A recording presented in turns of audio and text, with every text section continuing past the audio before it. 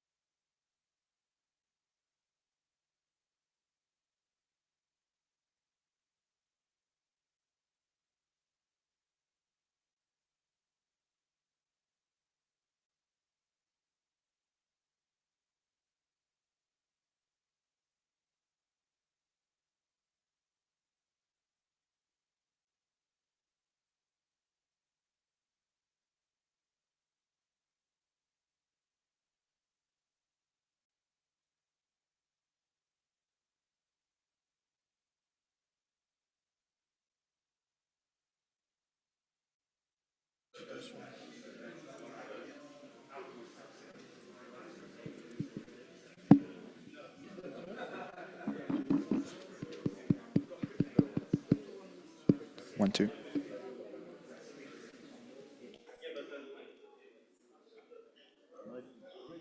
Yeah.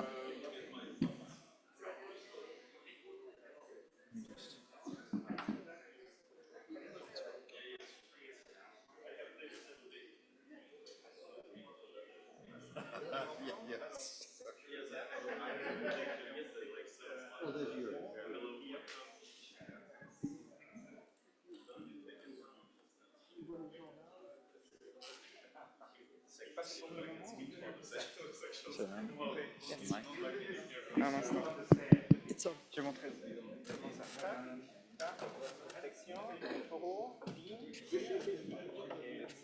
et c'est ça. Et je vais on a fait des progrès depuis.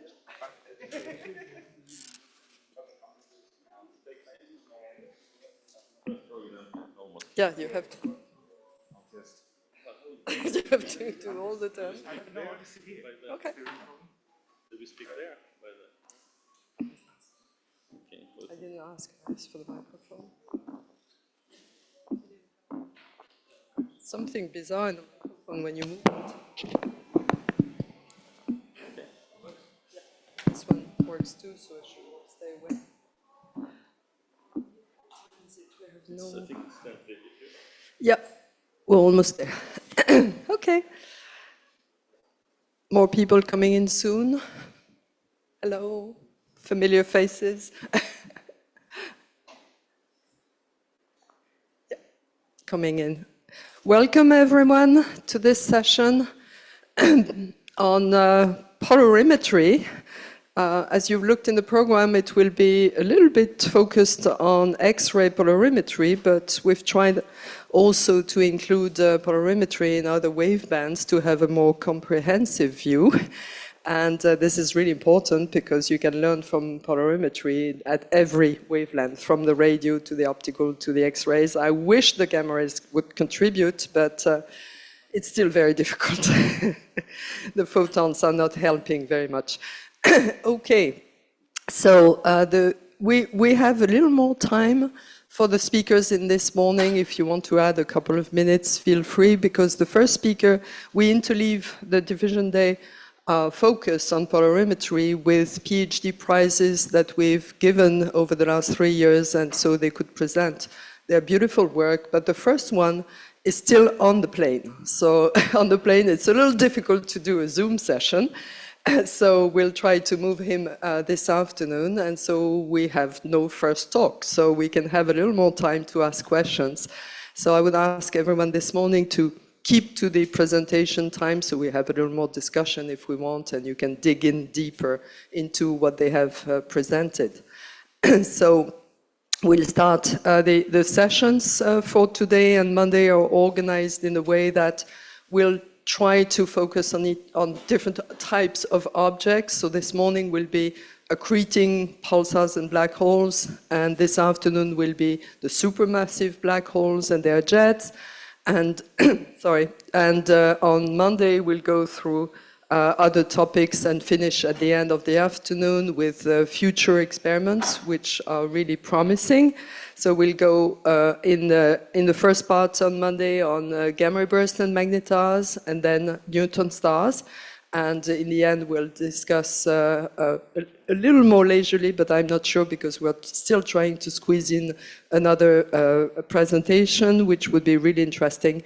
The prospects for new experiments. So that's the idea of the whole meeting for those 2 days.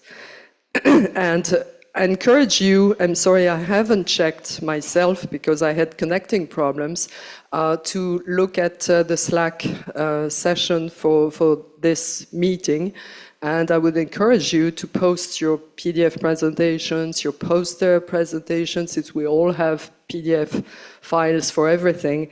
It would be a nice database for you to look it up later on. So if anyone has logged on Slack, which I haven't done because it doesn't work for me, please do take this opportunity and post everything you want or ask questions if you want to contact the authors or the presenters later on. This is really nice to keep the community working together. Okay, So I will ask Yuri Putanen to introduce all the things that they have found in X-rays and optical about accreting sources. We were joking, a slightly easier task than Nancy just showed, 500 papers in half an hour. He only has 30 papers in less than 20 minutes. How do I change the slides? Yes, I think so. There's no computer How do we here? change the slide? This one? Yep. Okay. And it points. It should point. I have no clue. So what is this? Okay, we will try. Okay. Where it doesn't work. No, it doesn't. It doesn't work.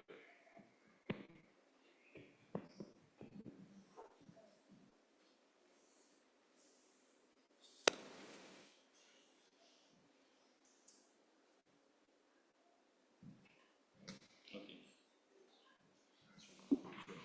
I think this is like a battery at that or something. Yeah, but Yeah, but it's reluctant.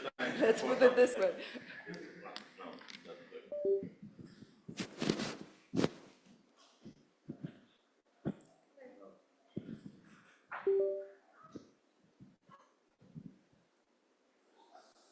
Very slow.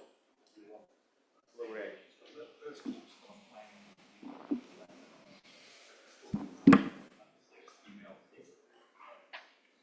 That's better. Okay, good morning.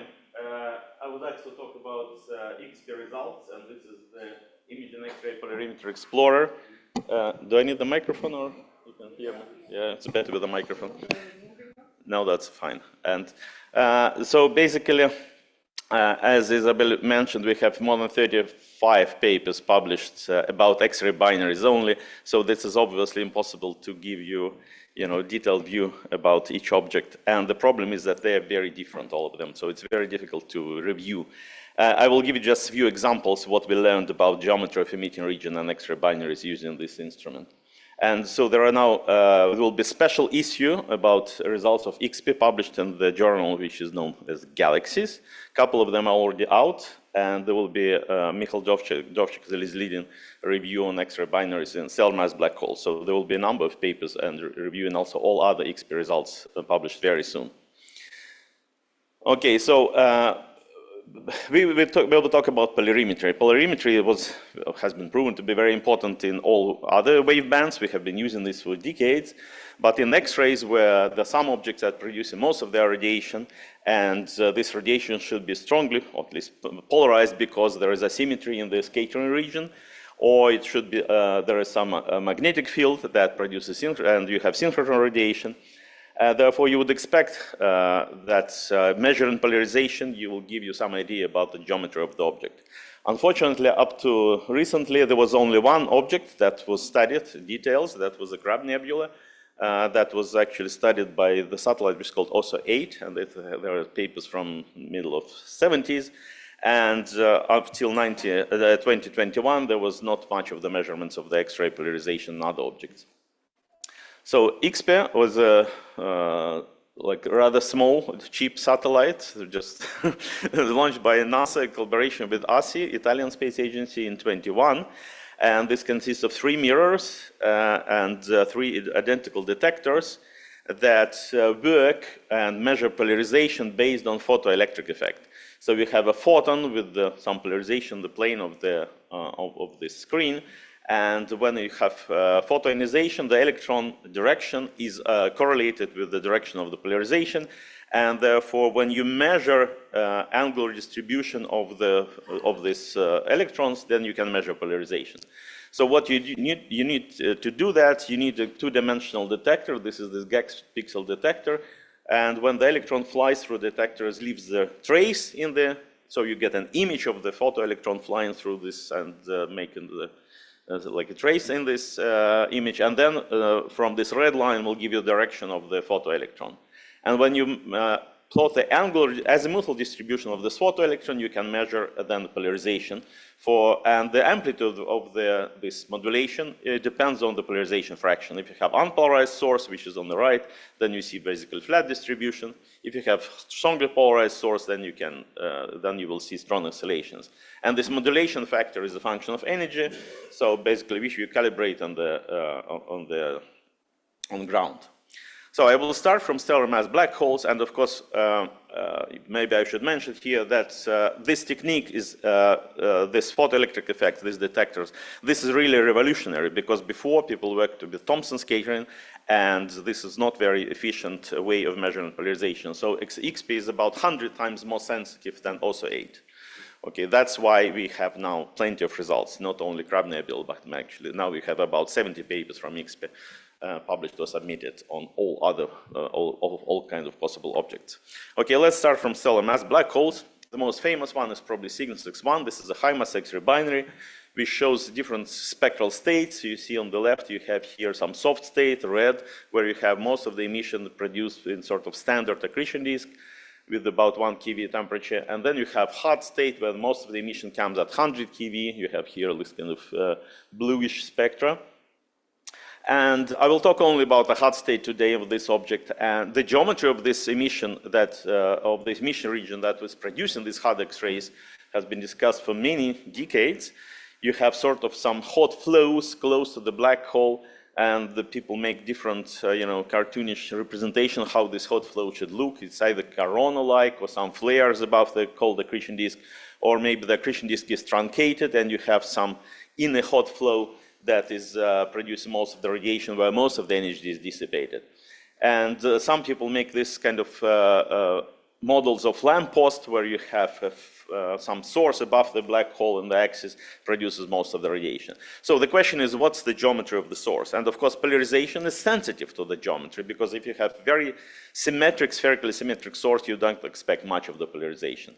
But when we have the measurements, and this is one of the first objects that we observed with XP, in May and June 2022, at least among the X-ray binaries, the results were completely unexpected. The polarization degree was measured here of about 4% with quite high accuracy. Polarization angle is measured now -21. It means that it's on the skies from the north, to the right, clockwise. -20, this is clockwise direction. And what was amazing, both results are very interesting. First, polarization degree was unexpectedly high. And to get 4% polarization, you need to have very strong asymmetry in your source. You cannot have a spherical source. That's the first conclusion. Then the polarization angle, -21 degrees, consistent with the direction of the radio jet that is observed. This is the image of the radio emission there, the extended emission. And this orange things there, these are the direction of the X-ray polarization. They are perfectly consistent with each other.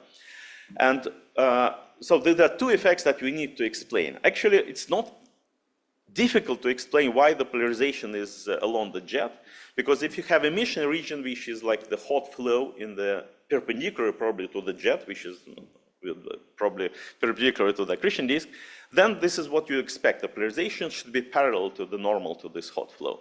The reason is that when you have photons scattered in this hot flow and then are coming towards you, then the last time when they're scattered, they are coming along the hot flow, then they're scattered towards you, the polarization will be perpendicular to this hot flow. So the direction of the electric field oscillation dominantly will be in that direction. So you will have this kind of dominant direction perpendicular to the hot flow. But 4% polarization is actually turns out to be quite difficult. If you just have the electron temperature that you measure, about 100 kiloelectron volts, and optical depth, Thomson optical depth of about 1, and you have a perfect slab, you don't get 4% polarization at the inclination that people measure, which is about 30-degree inclination from the normal. So this is was very difficult to understand, and we have to invent various corrections to these models. For example, we can have outflows that will, because of the aberration, you can correct that. Or maybe the inclination is wrong, at least the hot flow is inclined more than the orbit. But this you have to have some really tricky, arrangements. What's interesting that we have also measurement of optical polarization, and it has exactly the same angle. So there is connection also. You looking at the optical polarimetry data, you can also measure the orientation of the orbit. In this case, this is perfectly consistent with each other. But the main conclusion here that the emission from the regions which are spherically symmetric, like lamppost, or maybe elongated along the jet, the base of the jet, immediately are rejected, because you would have either non-polarized emission or polarization in the wrong direction, perpendicular, parallel to the disk or perpendicular to the jet. Here what we have region, or X-ray emitting region, perpendicular to the jet, probably along the orbit. Second object I will mention about the stellar mass black hole is another Cygnus source, Cygnus X3, that was actually also studied by OSO 30 years ago, but there was no much of the detection, at least significant detection. This is a very interesting source because this is it contains the Wolf-Rayet star, so it's the black hole, probably a black hole, there are no good mass measurements, but it has similar spectral transitions that we see.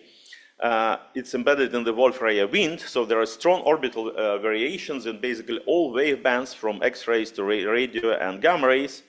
And this is a short period system, 4.8 hours, quite bright, more than 10 to 38 ergs per second. In X-rays, there are measurements of inclination, about also 30 degree inclination. It has a radio jet. This is one of the brightest radio sources on the sky, and about 20 milliansky in some occasions, and this is basically the jet is going from north to the south, so this is position angle 0.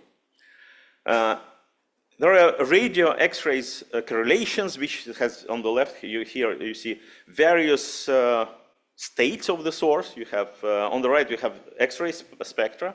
Sometimes it's very hard, the blue one. Sometimes they're very soft, like this black one or the red one.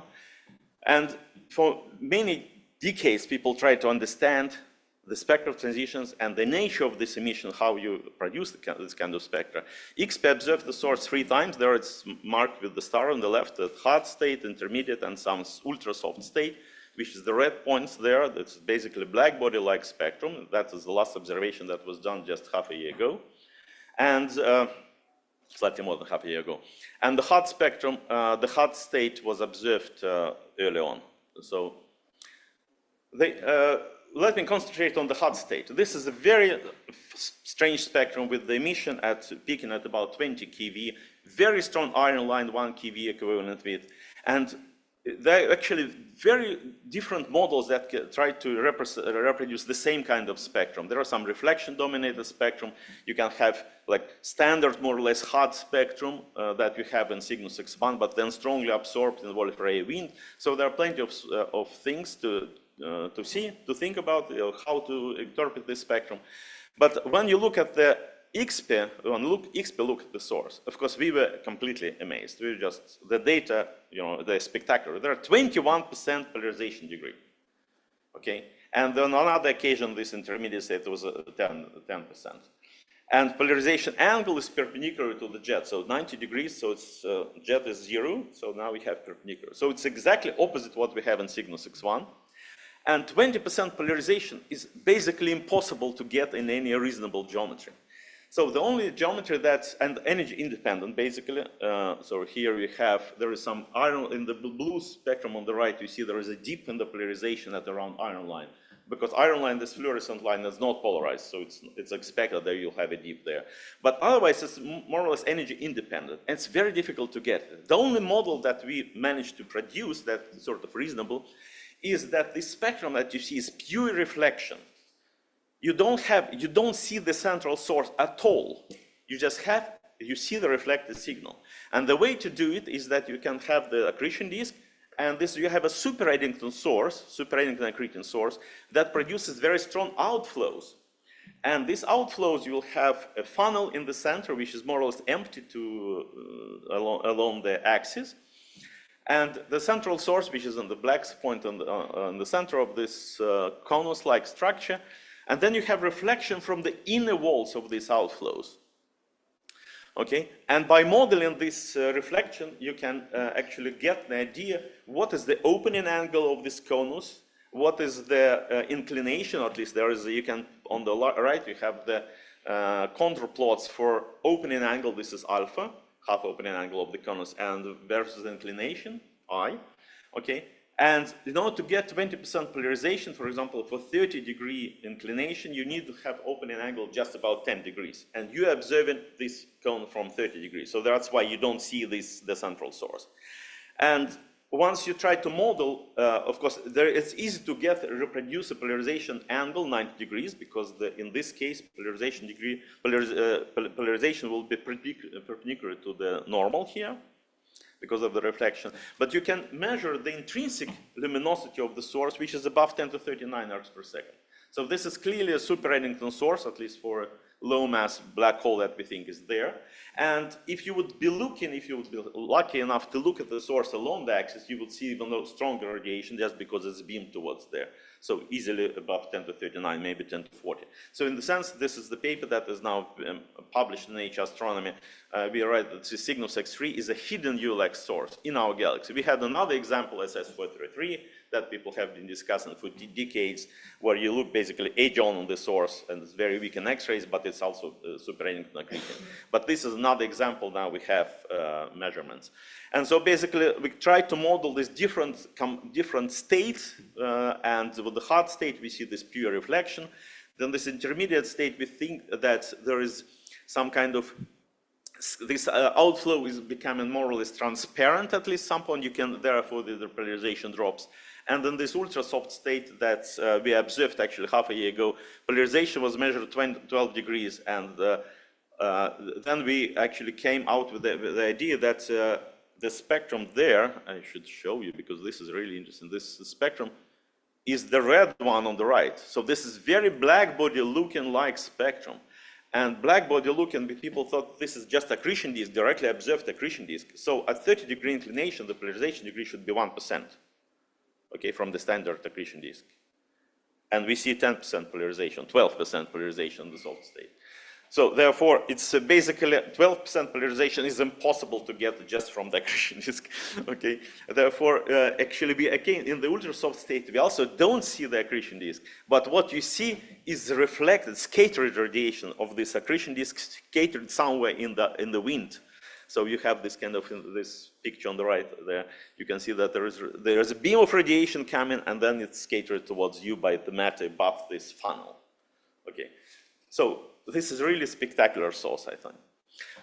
Okay, so now we switch to, there will be other talks about other black holes, at least the next one will be about another black hole that about in the soft state. I will not then mention more about that. So X-ray pulsars, this is, okay, now we switch to neutron stars, and so this is a picture from our paper by Alexander Mushtakov that says where the X-ray polarization can be produced in this source. It can be produced in many different places. It can be produced in the accretion column where the gas hits the neutron star. Some of this radiation can be reflected from the neutron star surface, can be reflected from this accretion curtain, from the accretion disk, accretion wind, from the companion star, and you just have to manage to disentangle all these components. Probably the central source, the neutron star itself, is strongly polarized, should be strongly polarized. And the idea is that, of course, looking at the polarization, we would like to see different stages or different states of the emission, different luminosities. You would expect different emission pattern, and maybe the polarization would change. Unfortunately, we haven't been able still yet to see objects at different luminosity, very different luminosity stages. And also, X-ray pulsars were expected to be strongly polarized, and you would be able to, we thought that we will see precession of the Hercules X1, which is one of the interesting prediction of, object that was studied for many decades. Why we expected the X-ray polarization, X-ray pulsars strongly polarized? Because in strong magnetic field, opacity of different modes of polarization, O and X mode, one is in the plane magnetic field and the direction of propagation, and X mode is perpendicular to that, is very different. For example, in the XP range, for standard X-ray pulsars, the opacity can be different by a factor of 100. Okay, and then you would expect that one of the modes will dominate, this which is less opaque, probably because you can see deeper into your source where the radiation, where the hot emitter is. That will be what happened in the standard atmosphere. Okay, we observed like a dozen of pulsars. You don't need to look through this table. And what is expected? Okay, pulsar is obviously neutron star which is rotating, and magnetic field is misaligned. Okay, so there is a magnetic obliquity, and when you look at this object from the side, okay, now this is the illustration for X-ray pulsar, for the radio pulsar, but you can think about this as the same as from the X-ray pulsars.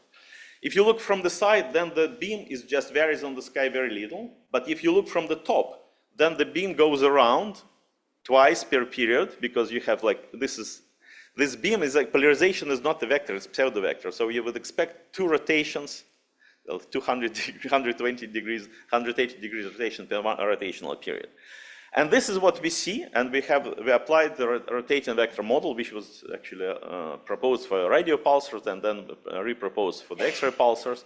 So actually, you can predict how polarization angle should change with the pulsar phase.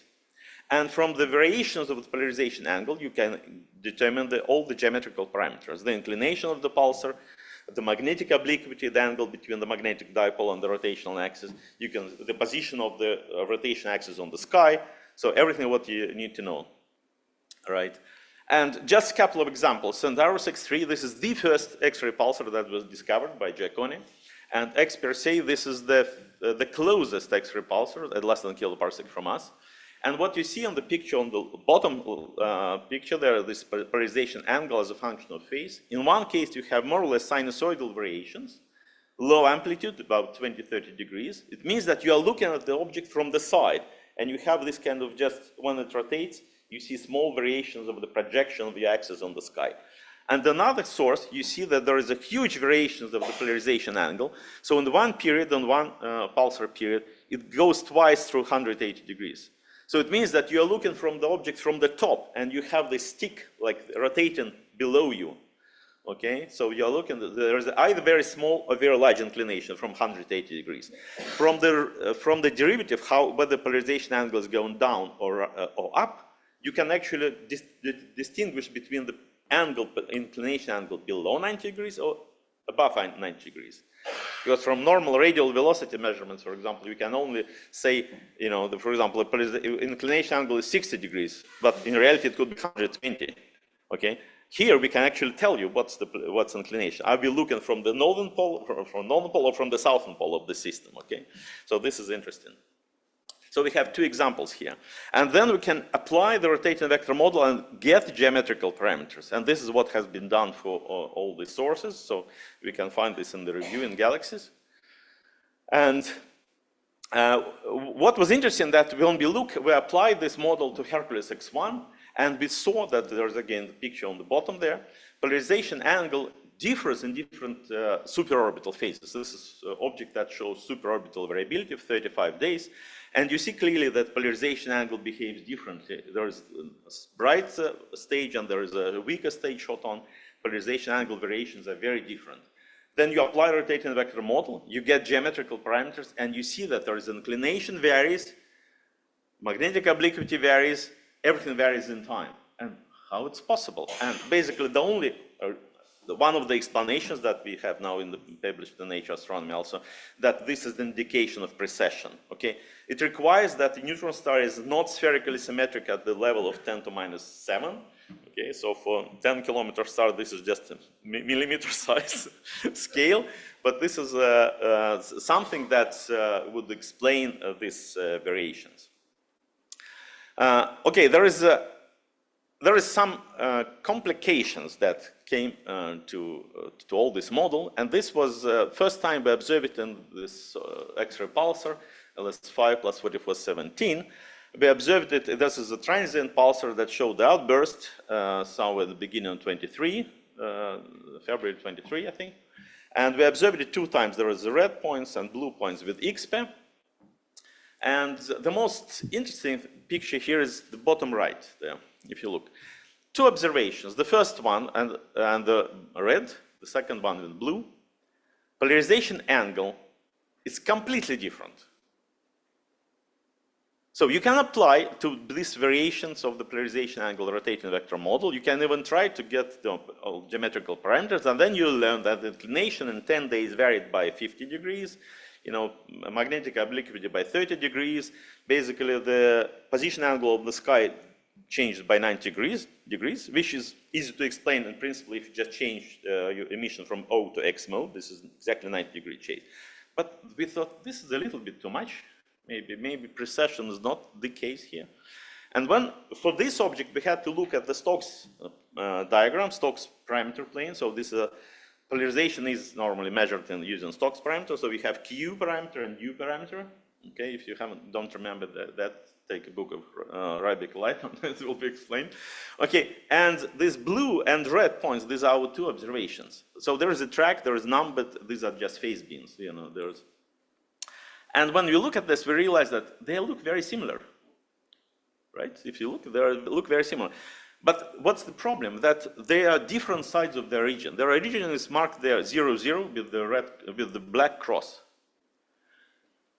Okay, so, and polarization angle is the angle from the direction to the right from the region to any point divided by 2. Okay. So if you have the same phase beam, but your figure is on the right, on different sides of the region, it means the polarization angle will be different by 90 degrees. Okay, and we thought, okay, so what's the origin of this huge shift? Is that probably there is another component, also polarized, that just, corrects, it shifts all this figure somewhere. And then we make this two-component model where we say, okay, there is a constant component, which is not varying with phase, and variable component, which is related to the pulsar. And then the actually fit turned out to be much better, and you can convert what this diagram on the right, polarization angle that they observed, to the diagram to the left, where you have exactly the same polarization angle. And it can be explained with exactly the same geometrical parameters.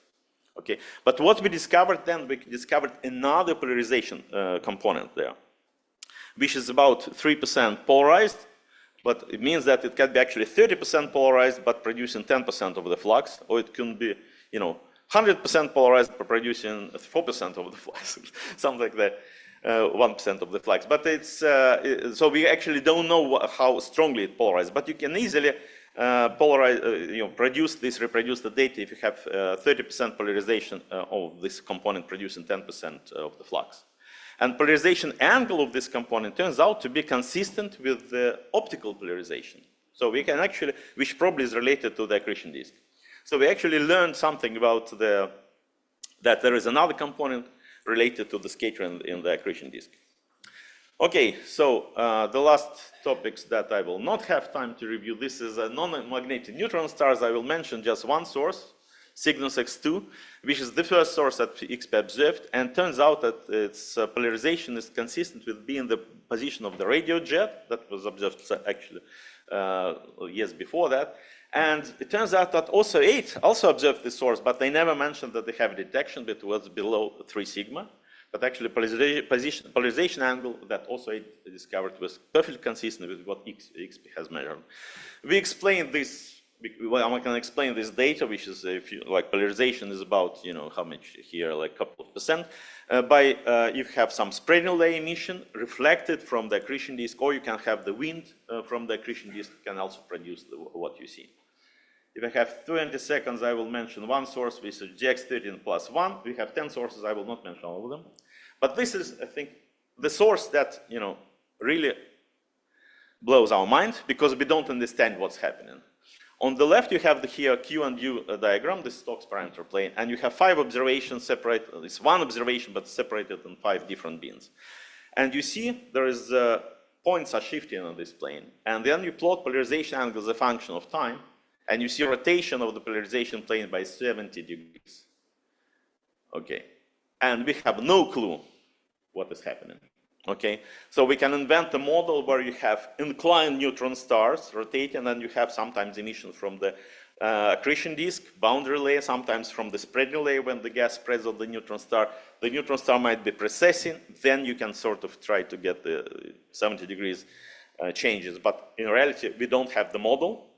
We can speculate what it is happening, but clearly something is breaking the symmetry in the system, because you cannot have just accretion disk and it would be steady, right? There is no angle changes. So you have to something that would be varying on the time scale of just hours. So the conclusion is that I hope that I showed you that XP has opened a new window to the universe. That you can actually now study geometry of X-ray sources. I mentioned only about X-ray binaries. You will learn about hot flows that they are perpendicular to the jet. We rejected some spherically symmetric regions. We can also identify Cygnus X3 as ULX. We now can measure geometry of X-ray pulsars. We confirmed that there is precession on Hercules X1, and we found evidence for misalignment in non-magnetic neutron stars, so the radiation axis is probably misaligned from the orbital. But details and models are still on the way. Thank you very much. Thank you. Thank you so much for explaining complex things. Mind-blowing results. I'm amazed. Questions? Quick questions, please.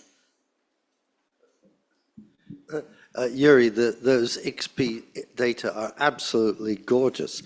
And that SIG-X3, astonishingly high. And you did mention that SS433 is another of these hidden ULXs. Yes. And I just realized that we actually have a third ULX in the galaxy, which of course is GRS 1915. And it's sort of hidden because the interstellar absorption is huge in that direction, if you correct for it. And so does it, it's slightly worrying, the galaxy has 3 ULXs, but they're all hidden. Does that worry you? No, but I mean, GRS 915 is not normally wasn't hidden for many years. It's far away, right? So, yeah. But it was actually during last few years, it was really in the sort of reflection-dominated state. It was much weaker than 20 years before, and it looked like a reflection. And we tried to get the observations, but it was so low, so weak that we decided not to go. So I was going to ask about GRS 915. So we plan now, so it's on our plan in 1915 when it becomes slightly brighter to get, because now it's too weak, GRS 915. Yeah, and actually SS43 is also in our plan. We have the paper about polarization outside of this, not in the central source, but the reflected radiation or synchrotron emission from some, where the jet interacts with the gas there. But we plan to have the central source also observed. Maybe this also will be strongly polarized, hopefully.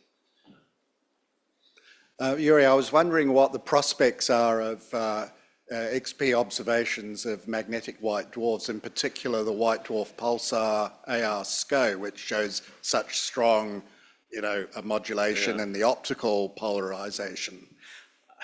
Okay, so originally the group that I lead was called Accretion White Dwarfs and Neutron Stars. Okay, but when we looked at the brightness of these X-ray sources, white dwarfs, we didn't find a single source that you could have reasonable. The biggest problem is that intermediate polars that that were bright sources, most of the X-ray emission is Bremsscheitel. It's not polarized. You can have some contribution of reflection from the white dwarf surface, okay, but the estimation is that you will not get more than maybe 1% polarization. I'm not talking about normal intermediate polars. I'm talking about these yeah, okay. So basically, for those sources, we didn't find a single source which could have reasonable short observation, because you need milliseconds and you will not get the upper limit just. And I think this is worth discussing, how bright it is, how much one can estimate the observing time, and if you can estimate what's the polarization degree in X-rays, then of course now there is a guest observer program is ongoing, so the deadline is 29th of August. I think you are all welcome to apply. And actually, last time a year ago, there were half of the proposals were outside of the XP collaboration. There are 150 people in the collaboration, but there are many proposals from outside. And probably half of the time went not to the collaboration, but to the other people. So it's open to applications. So we can look at this, yeah. More questions? While people think, I have a short one. Since on SEGX1, you're changing the paradigm that we are seeing the black body from the accretion disk, and now that we see really more remote location, reflections, how is it going to affect the modeling? So okay, on Cygnus X3, this is a unique source, right? So nobody expected it will be so strongly polarized. And of course, when we proposed to observe this in ultra-soft state, we expect that there will be zero polarization, basically, because this is what standard accretion disk should give you. And when we saw 12% polarization, of course, now it's a paper will be published, accepted to ANA letters, but of course, this is not what we expected. And I think in other sources that will be mentioned today, probably you see the accretion disk itself, but Cygnus X3 is a unique source. But we will mention other objects observed in the soft state. The polarization also in 40, 16, 30, minus 47 is also up to 10-degree polarization. This is much too much for the standard accretion disk. Do you have to modify the structure of the accretion disk somehow to explain this data? Not easy. Hi, yes, very interesting talk, thank you. Now, polarimetry is not really my subject, like I don't really know a lot about it, but I was wondering if you have, for example, the orbital parameters of an X-ray binary, do you think it could become possible to discover what the compact object is, or like what the companion is, based on polarimetry? Or in certain circumstances, maybe? So in principle, if you would have reflection from the companion star, you could measure inclination of the orbit, okay?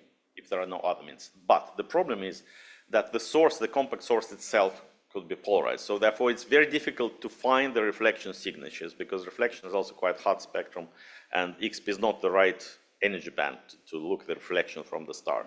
So we estimated, we have them actually papers on that, also in ANA to be published, it's accepted, where we estimate the polarization degree from reflection from the companion. It's typically below 1%.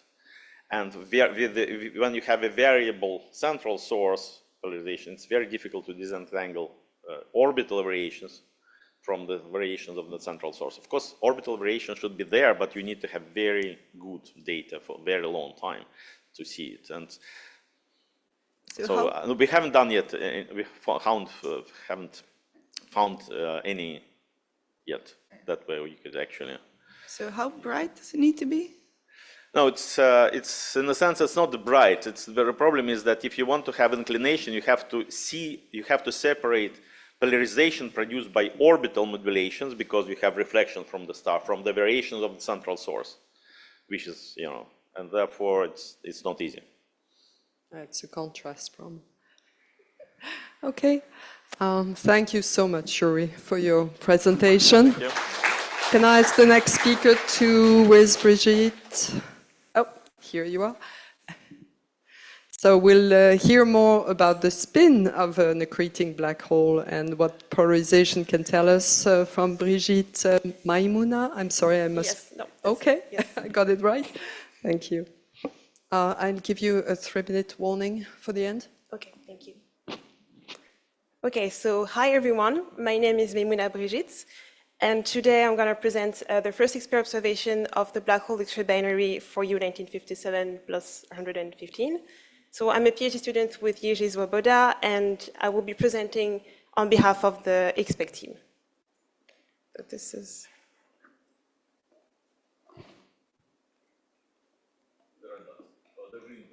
The green one? Okay, thanks. So first I'm going to introduce the source, even though actually Yuri talked a lot about the X-ray binaries, but I'm going to go back on the basics. Then I'm going to present the explanation, the timing and spectral analysis of for U 1957, the spectral polarimetric analysis, and this finish with the spin and inclination constraint that the polarimetry allows to make. So first, for U 1957 is a low mass X-ray binary, meaning that, okay, do I have a pointer? No, okay, it's fine. Okay, so first, it's a low mass X-ray binary, meaning that we have a low mass star, which is being accreted by a compact object. And here our compact object is a black hole, so it's a black hole X-ray binary. And because of the conservation of the angular momentum, we'll have creation of an accretion disk around the black hole that will mainly emit in X-rays. And in X-ray binaries, we can also observe relativistic jets, which will usually happen to be on the rotational axis of the black hole. And we also can observe very hot Comptonized regions, which are called the corona, and emit usually closer to the compact object region. And the particularity of X-ray binaries is that they are highly variable in X-rays. So we can trace the variability in X-rays using what we call the HID, so the hardness intensity diagram, which is on the right, which kind of have a turtle shape or a Q shape, depending on what you see on the screen. And you can see on the y-axis that you have the intensity and luminosity in X-rays, and on the x-axis you have the hardness, so the ratio between the flux in the energy range at higher energy above the flux in the energy range at lower energy. And you can see that most sources actually go from the low Hart state on the below right region of the HID to then the high soft state. So in the low Hart state, we are at lower intensity, we have high hardness, and we are dominated by the Compton-ized emission from the corona. Then the intensity increases, and we can observe relativistic jets, but then at some point the relativistic jets disappear and transition from a hard state to a soft state. And in the soft state, we are dominated by the thermal emission, black body emission, from the accretion disk. And then it can go down again, so at lower luminosity, but still the hardness kind of remain the same. So this transition that we observe in the HID, we can also observe in the spectra. And that is very interesting because depending on what component of the accretion disk dominates, we can see different component in the spectra. So when we are in the soft state, as I said, we are dominated by the thermal component of the disk. So we can see this component on the spectra at lower energy below 10 keV, for example, for Cygnus X1. And in the hard state, we are dominated by the Compton-ized emission, which is kind of traced with the Powell law shape of the spectra at higher energy, so above 10 keV. So now I'm going to talk a bit about polarimetry, which is actually what Yuri talked about 2 minutes ago, but I'm going to go back a little bit on it. So as he said, we observe with XP, this source again, and it stands for Imaging X-ray Polarimetry Explorer, which was launched in 2021. And the energy range of XP is between 2 and 8 keVs, which traces the soft band of the spectra mainly. And so once we have the instrument, we need to know what we're doing with it. So X-ray polarimetry here is used as X-ray binaries, meaning that we have a compact object, so in our case for our source, a black hole, and you have the accretion disk. And the accretion disk has a kind of particular structure when you have the Compton-ized emission, which is the blue part, and then the thermal disk, which is the red part. And so, for example, if you imagine that you have a table which represents the accretion disk, you have the photons which are being propagating in this table. At some point, the photons will encounter an electron, and then the photon will be scattered, so the direction will be changed. And they will most probably have a direction perpendicular to the incoming direction of the photon. So if you have the photons propagating in a table, you will most probably have the scattering in this direction, with perpendicular direction. And if you have also a disk, but with the photons propagating along the axis of the black hole, then it will be scattered in the direction, again, perpendicular, so along the disk plane. And that's what we basically observe in X-ray binaries. And this can give us some indices on what is the structure of the accretion disk. And the two main parameters that we trace are the polarization degree, which accounts for how much of the incoming emission is being polarized, and the polarization angle, which accounts for the direction between the incoming emission and the polarized one. So here is very a broad overview of all the sources that has been observed with XP for X-ray binaries. And we can see that they have different types. So we have high mass X-ray binaries, low mass X-ray binaries. They have been observed in different states, so the hard state, intermediate state, soft state. But one of the most interesting one, in my opinion at least, is Swift J7027, because it was a source that has been going into outbursts last August, so it's a very new source, so we don't really know much about it. But we managed to observe the polarization properties in different states, so the hard state and the soft state, but also in transitions. So when the system was transitioning from a hard state to a soft state, and then from a soft state to a hard state, which is kind of a unique source, basically. And so the main properties of these sources is that the polarization degree depends on the hardness. So if we take, for example, Cygnus X1, which is a very known high mass X-ray binary, and Swift, which is a low, believed to be a low mass X-ray binary, we have the same kind of dependence of the polarization degree with the hardness. So when the polarization degree is increasing with the hardness, we can see that for both sources, in the soft state, which represent in orange and black, you have a lower polarization degree, and when we are in the hard state, we have a higher polarization degree. And actually, you can have more information about this because I'm not going to talk into detail about this plot, but you can have more information if you want with the poster of Jiří Svoboda, which explains a bit more in detail about this. And the other interesting thing that we observe is that black hole X-ray binaries in the soft state, so mainly for U6330, NM63, and for U1957, have kind of a similar dependence of the polarization degree with energy. So you can see that for these three sources, the polarization degree increases with energy, even though the last bin actually is not very statistically significant. But for the main 4 bins, you can see this increase, which we don't really understand why we have this increase of polarization degree with energy. And for Swift, J7027 and LM61, we only have an upper limit of the polarization degree, around 1%. But so then the question is, what could explain this polarization degree dependence with energy? So now I'm only going to focus on for U1957, which has mainly been observed only in the soft state. So when we don't really have the corona and the Comptonized hot medium, but we observe the thermal emission from the accretion disk. So for the timing and spectral analysis, we need X-ray data. So XP, as I said, is between 2 and 8 keV, but we need higher energy to actually probe what is happening in the accretion disk. And to do so, we use simultaneous observatories, X-ray observatories, such as RRTXC, NICER, and U-STAR, because they can probe higher energy ranges. And by plotting the HR, which is the hardness ratio, which is the ratio of the fluxes in different energy ranges, we can see that it's very low, so between 0.1, for example, which shows that we are mainly soft, so in the soft state. And it kind of remained constant along the time, which means that we are remaining in this soft state. So we don't have that much transitions between the soft state and the hard state. So we're remaining in the soft state. And we can also see that on the X-ray spectra on the right, where you can see that, so actually the spectra on the right represent the X-ray spectra modeled with the model written on the top, which is the nomenclature for X-spec, so it doesn't really matter. But the main components show that TBF, for example, represents the interstellar absorption. Then we have the black body emission, so KRBB, which accounts for the thermal emission from the disk. And then we have XP ABX, which is the exponential low energy roll-off, and the power law, which accounts for the Comptonization. And what is interesting here is that we see that we are dominated by the thermal emission from the disk. Here again shows that we are in the soft state, and the Comptonized emission is lower. And actually the shaded regions also represent the XP band, so between 2 and 8 keV. So even in the XP band, we are dominated by the thermal emission. So now let's talking about spectral polarimetry.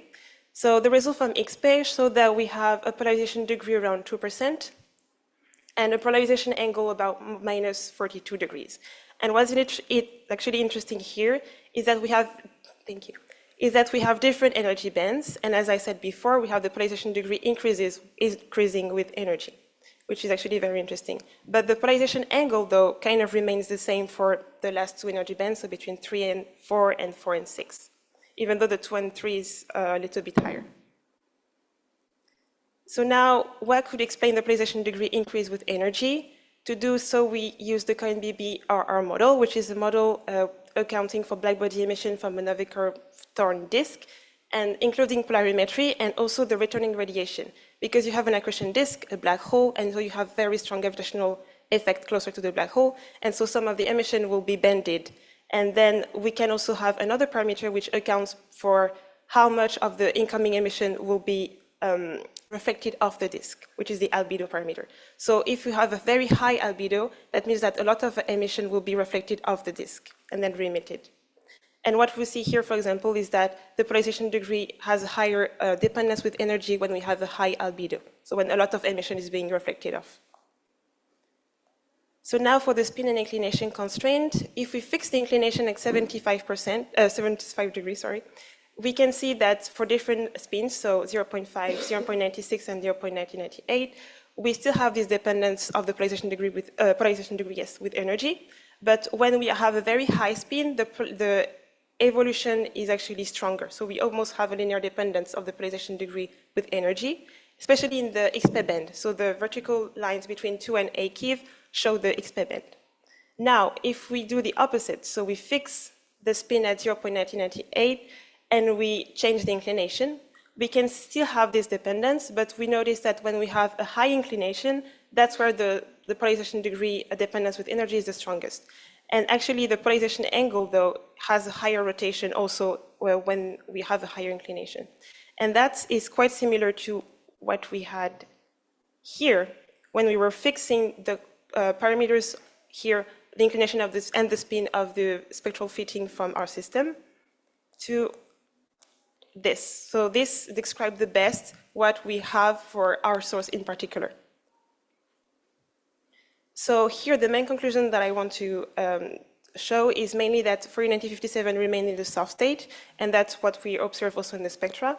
The polarization degree is in average 2%, the polarization angle minus 42 degrees. But what is very interesting is that the polarization degree increases with energy for all the sources that we saw, so sources in the soft state, sources in the hard state as well. And the polarization angle kind of remain constant for these sources as well. And then we can also see, well, actually, in the model, we assume that the thermal disk emission is due to pure scattering of the atmosphere. And it's actually a very good approximation because it matches with the data. And the other good, very important conclusion is that the spectral fit kind of favors large inclination and large spin. So the inclination should be minimum around 70 degrees. And we need a large spin because we need a high albedo, because the albedo needs to account for the Comptonization component, and we need to have a high albedo to be able to have a high polarization degree. And we also need a high returning radiation to be able to have a lot of matter which is being reflected off the disk and then remitted elsewhere. So I'm going to leave you with my conclusions, and I will be happy to answer your questions. Thank you for keeping the time perfect. Yes. Thank you very much. Questions for Maimona? So your best fit spin is 0.998. Do you have a lower limit that's allowed? Is it 0.997, or can we go down to 0.95? Yes, actually, the easy way to fit it is use maximum spin, but we do have a lower limit around 0.96, something like that. Very nice presentation, Maimona, and I'm actually very pleased to see the inclination fit you're giving. You didn't mention that, in fact, we know from optical observations of this system that it's a 9-hour orbital period, and at times it shows what appears like an eclipse, but that, if you observe it over a long time, I've been observing this thing for 20 years now, the eclipses disappear as if the disk is warped and maybe precessing. Yes. But the fact that we can see them, I reckon the inclination is high, and I'm delighted to see your 75 degrees there. So that, I think, beautiful piece of work. But you do have this indirect indication of the high inclination from the optical time-resolved photometry. Yes, yeah, actually, yes. I mean, I didn't talk about the optical because it's another piece of work, but yes. More question? I was wondering, in your modeling, all the curves, how would a lot of inhomogeneities in the gas flows would affect your models? I assume that you have, smooth flows from the modeling. So if you have hot spots, cold spots, and the medium is always more complex than we imagine, how would it affect the models? Have you tried that? I mean, no, I didn't, because I didn't do actually this part of the modeling. That this was not my doing. But I would assume that if we increase the inhomogeneities in the model, that would definitely change the dependence of the polarization degree with energy, because we might have more absorption, and it might disturb actually the whole returning radiation process and the polarization happening closer to the region of the black hole. So yes, but that would be a good test to do, how much the inhomogeneities could impact the polarization degree dependence. The gray zone around the curve would be dramatic or really smooth, would be really an important piece of information.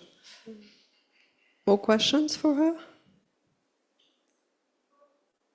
Thank you. The next speaker, hello. We're going to listen to the geometry of Hercules X1 using IXP, but also NuStar, if I understand, from Han Shang Li, sorry for Yes, not pronouncing it that's right. precise pronunciation. Yeah. So, good morning, everyone. So, my name is Han Chen Li. I come from University of Geneva. So, it's a good pleasure to stay here as on behalf of our group to introduce you our recent work on further constraining on the geometry of Hercules 6.1 with both XP and NuStar data. So I first introduce you some features of HERX-1 on its timing, spectral, and polarization. And then I move to the main part of this talk, which is the views of HERX-1 with XP and NuStar. And then I'll give a discussion and outlook. So thanks to Yuri's nice and clear introduction on this topic, I will skip in detail of these type of source, but I will emphasize something that I think is important. So for HERX-1 is accretion powered X-ray binary. So it will accrete gas from the companion star, forming an accretion disk, and then the matter will infold to the magnetic pole. And the obliqueness of these self-rotation and also the orbit rotation, and then you will feature some modulated flux and versus its rotation phase. So maybe I emphasize with this the spin of the neutron star. After you fold the pose profile, you will see a lot of features on the top left. So but notably, you will have main peak, and then on the left for the main peak, you have an interpose. And if you further divide it into different energy bands, you see that there are small differences, but mostly they align with the main peak align very well. And then if you keep monitoring this source, you will see the flux has an additional period, which is about 35 days. So this is so-called superorbital period. And with the bottom right, you see that we can define it as a main-on state and a short-on state. With phenomenological interpretation of this one is that with the neutron star, when the accretion disk is infalling, it has a warped accretion disk, and on top of the disk, you have some disk rand, or you call it corona. And then when the system is processing, you see it from different angles, and then it gives you different flux states. Then with the spectral, actually this source, Hercules 1 is the first source observed with cyclotron resonance scattering feature. And if you see further the spectrum on the right, you see that basically you have three components. So one, you have an iron line, and then you have the componentized spectra, which can be characterized as power low. And then at around 30 to 37 keV, you have cyclotron resonance scattering feature there. And then the interpretation of this type of source, it depends on the accretion rate. So Yuri has already went through that. So you have different accretion rates. You will have the infalling matter can reach into the surface, or it gets stuck at a height. Then you have an accretion column formed. And then it features some line forming region, or you have this cyclotron emission laser. So also, there is another work done in 2005 by Kuster. They proposed a partial covering model. So basically what you see is that you have the accretion disk, and on top of that you have the disk vent or corona. And when the system is processing, you see from different angles, and you see the direct neutron star emission will be scattered by the covering material, and then at different phase of the superorbital period, you will see the flux and the spectrum modulate with this superorbital phase. And in terms of polarization, so there are some models proposed to interpret, to predict the polarization.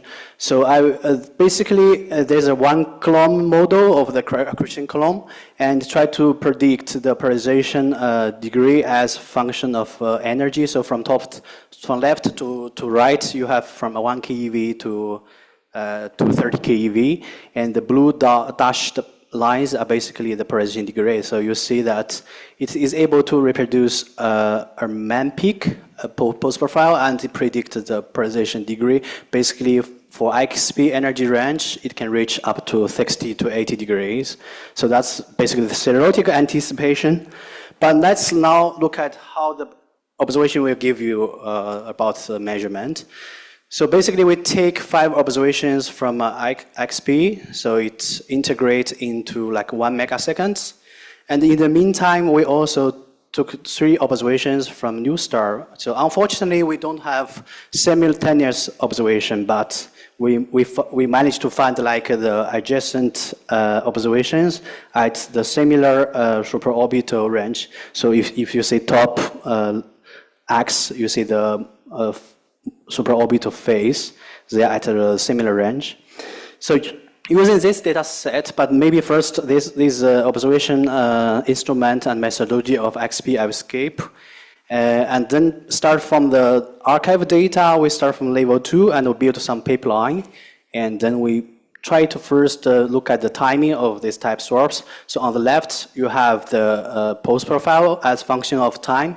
And this is from expert, and on the right, you have that from new star. So you see that our timing is precisely aligned with this waterfall pose profile. And then we look at, firstly, we look at the time integrated polarization on the right. So you see that basically the 5 observation, you have the main arm pretty much close to each other, and the short arm are a bit far away with higher polarization degree. If you list them on the table, we tried with also a different methodology with P-cube of XP collaboration and with also XPrect. You see that the polarization degrees with different methods agree with each other.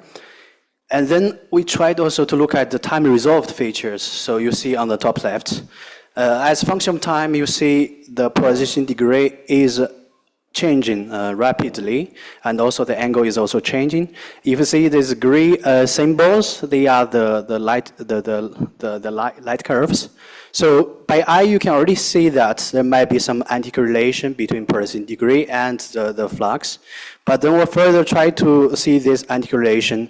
So on the bottom left, you see that the flux on the x-axis, and the PD is in a very good anti-correlation with the flux.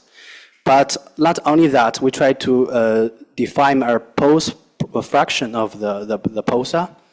So we defined the flux at maximum and minimum, and we give this pose fraction. And you see that also the polarization degree is in a very good anti-correlation with pose fraction. So this gives us some hints that there might be some multiple components. Let's say right now 2 components. You have one which is more constant and another one which is more modulated from the pulsar itself. So when these 2 components interplay with each other, you could have this kind of feature that polarization degree is anti-correlate with pose fraction. But then we further to see how the phase resolved polarization looks like. So basically from left to right, you have man on, short on, man on, short on, man on. Then you see that there are basically 2 points. So first you see PA, they have very good modulation pattern as a function of rotation phase. But then the polarization degree seems to be more complex. And basically from short arm observation, you have higher PD than short and man arm observations. So we first try to understand the PA modulation pattern as Yuri has introduced. We employ this rotating vector fitting. So we managed to constrain these geometric parameters of this source. Additionally, we have another feature of this source. So if you look at new star data, it is able to give you the CRSF energy point.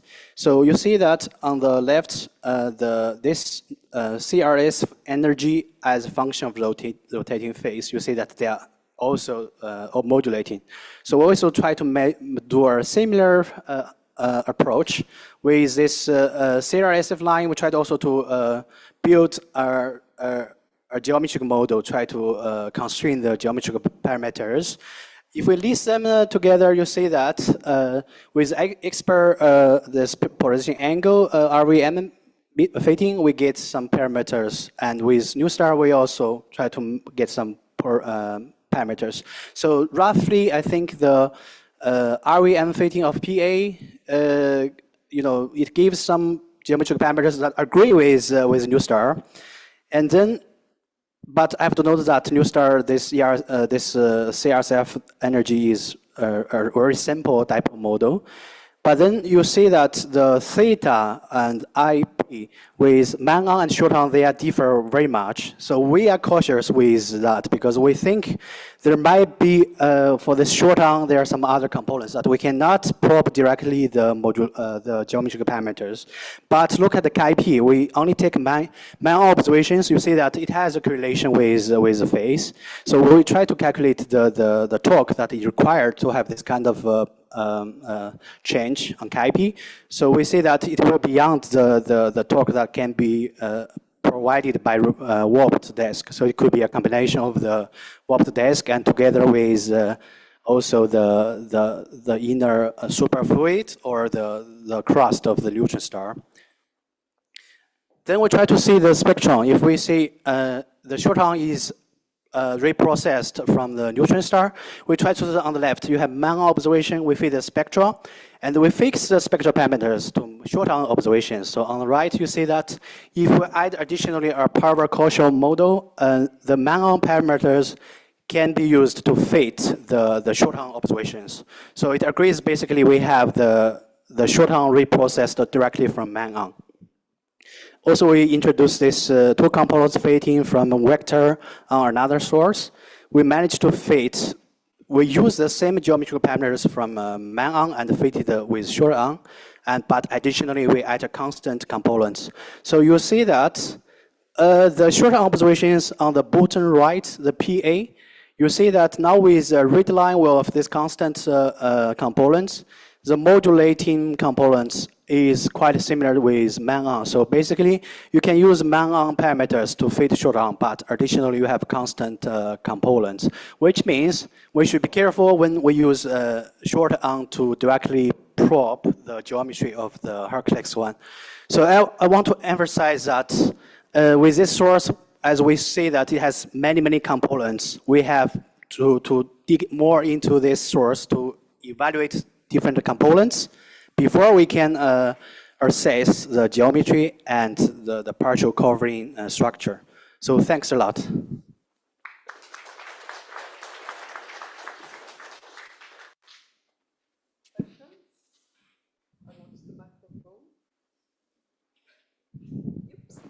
Sorry about that. Questions?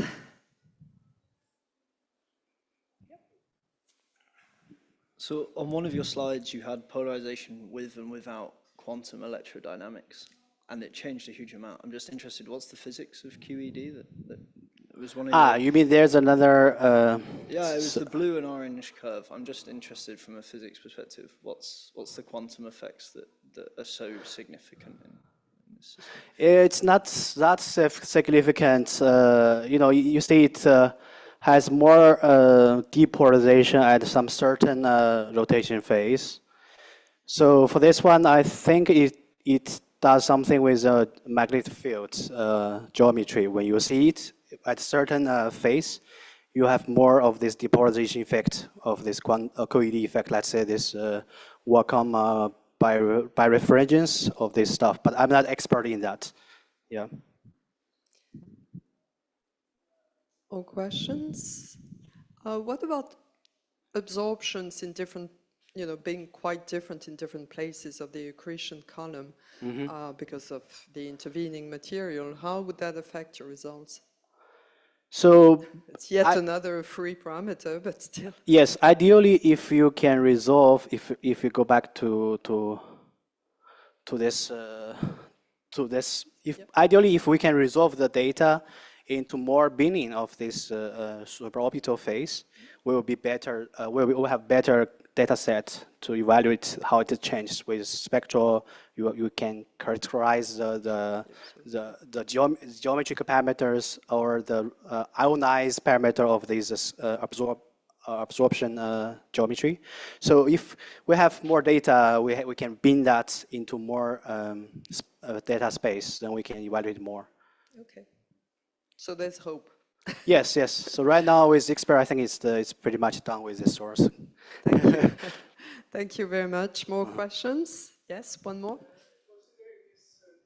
How uniform is the density inside the disk? So it is maybe another parameter, I don't know. Any kind of model is estimating the effect of the magnetic field, for example. Yes, I think this is like a very rough toy model done a long time ago without considering the polarization feature. I think start from this point, we can try to build more detailed, let's say, simulation, try to incorporate polarization feature as well. Right now, I think it's just, no, not yet. So it's a direction to go. Yeah. Thank you. And I'm looking whether our next speaker is here. Thank you. Okay, thanks. Good for you. Thank you again very much.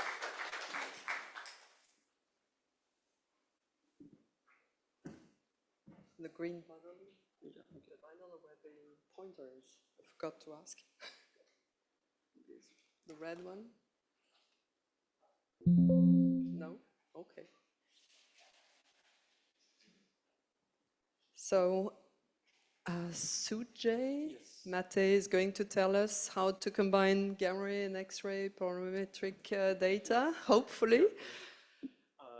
So good morning, everyone. So yeah, it's like we heard a lot of excellent talks about a lot of good results from IXP. I'm going to go a bit on a technical side and talk about some of the efforts which we are trying to combine like data from different instruments for X-ray gamma ray polarimetry. This work has been done in collaboration within AstroSat CZTI team and Polar team, Polar 1 and Polar 2 teams. You already heard from Hancheng, who is here, who is also part of this. Utkarsh has a talk on Monday. And there are a few people, I think, joining online, Varun and Nicola and Merlin. So just to give a jog of memory that, I mean, we know that like X-ray polarimetry is a growing field now. And there have been very nice results, like we heard a lot of IXP results in the morning. There have been also great results by Polar and AstroSat. And there was another one mission also launched, Polix, about which Ketan has a talk on Monday. And there are also a lot of missions in pipeline. Some of them are accepted and proposed. So I'll listed some of this here. If it's a non-exhaustive list, so if I missed your favorite mission, sorry about that. Basically, it's at a stage where we should have going forward. We should have a combined effort to like a lot of data will be available.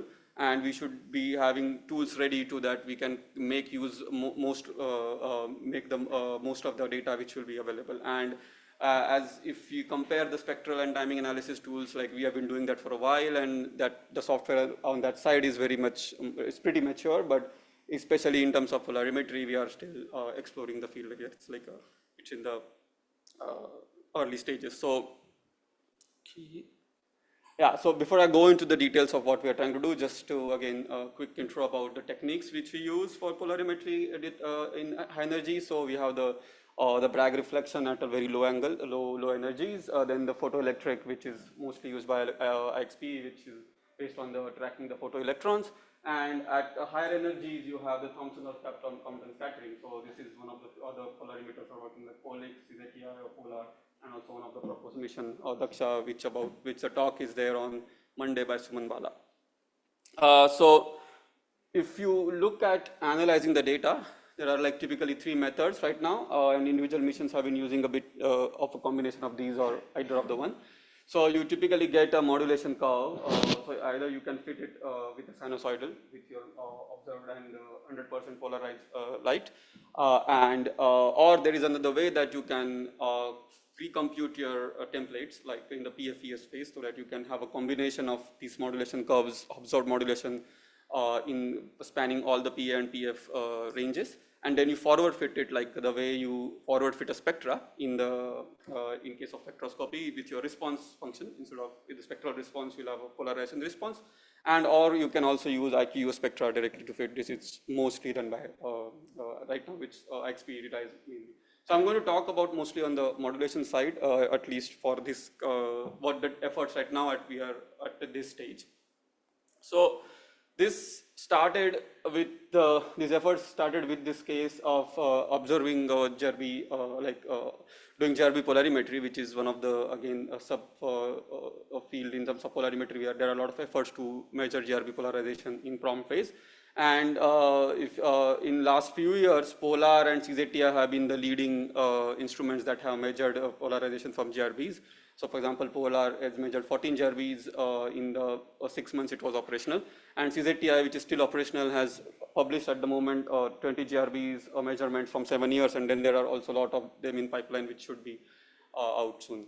So I'm not going to go about the science aspects and why it is needed. There are talks by, of course, invited back by Michela, and then Utkarsh also on Monday will talk about polarimetry, and on Polar and Polar 2, Hancheng and Nikolai De Angelis has a talk again on Monday.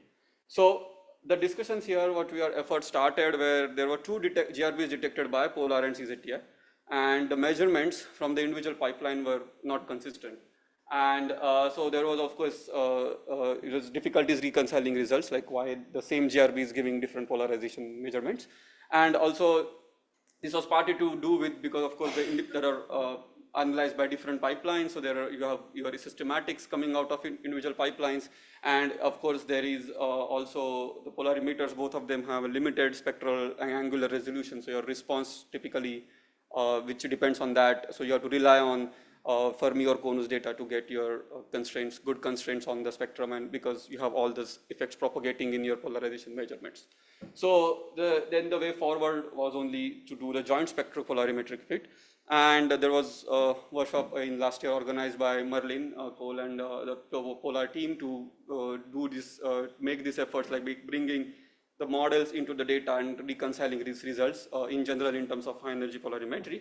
So there, the discussions happened, and when we decided to use this PolarPi, which was used for polar analysis, which was based on multi-messenger, this was made small 3ml plugin, and which does the joint likelihood minimization of the polarization and spectral data set, and make it into a generalized tool so that we can analyze the instruments data from the different instruments, because 3ml already allows to do joint spectral and joint spectral fitting, and this PolarPi was modified to also include the polarization data.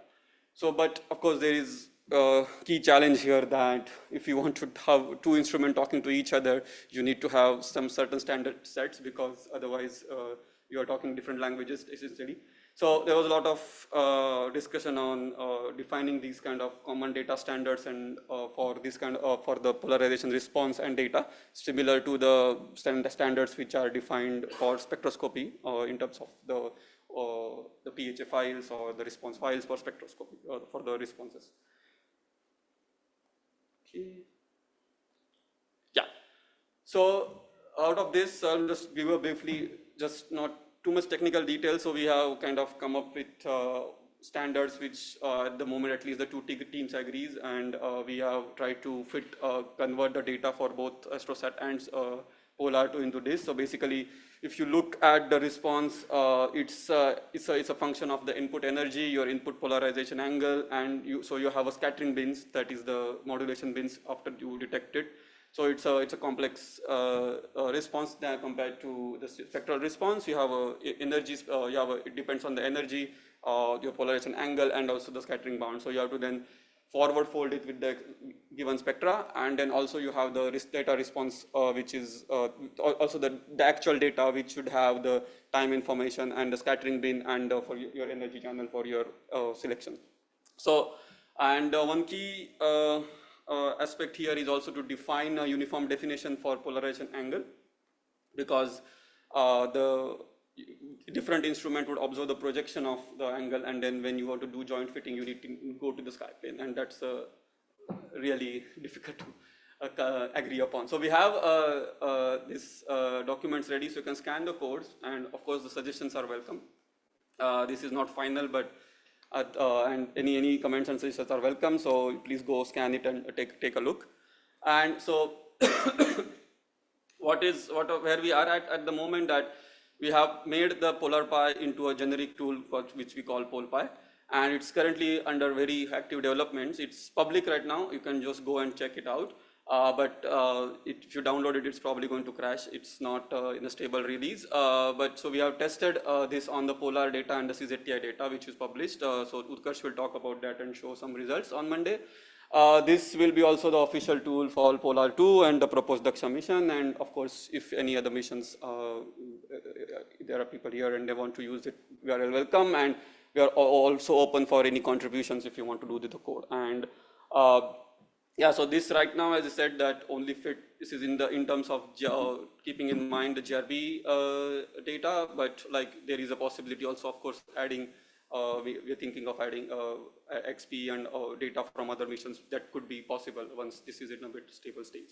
And just beyond that also, we also have some discussion on just going beyond just polarization and standardizing some other the other kind of analysis like spectral and timing with 3ML. So Varun has a small announcement about that in the afternoon session. So stay tuned for that. And I will stop here. And I'm also looking for new opportunities for postdocs. So if anyone of you have an interest here which matches my interest, please let me know. And thanks.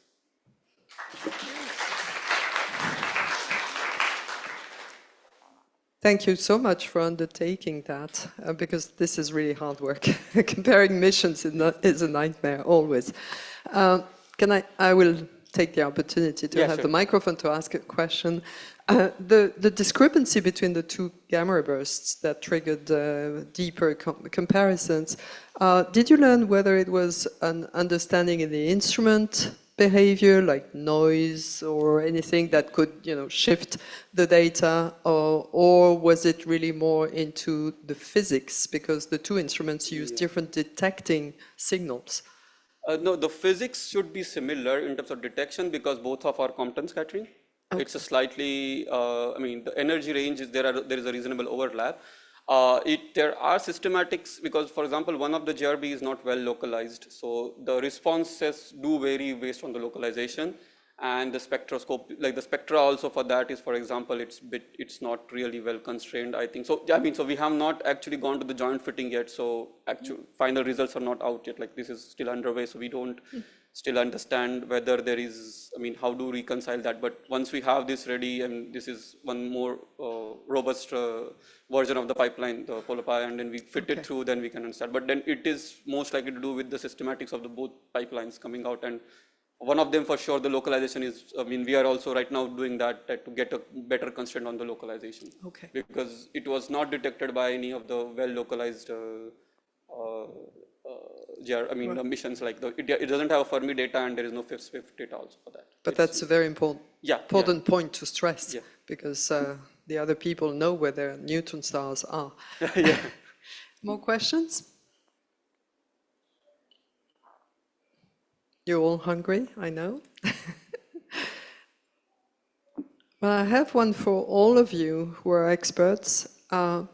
We've discussed this morning really great results from the surface of the last scattering photons that give us geometrical information. Is there any hope that we can see depth as well as surface geometry in all these accretion flows?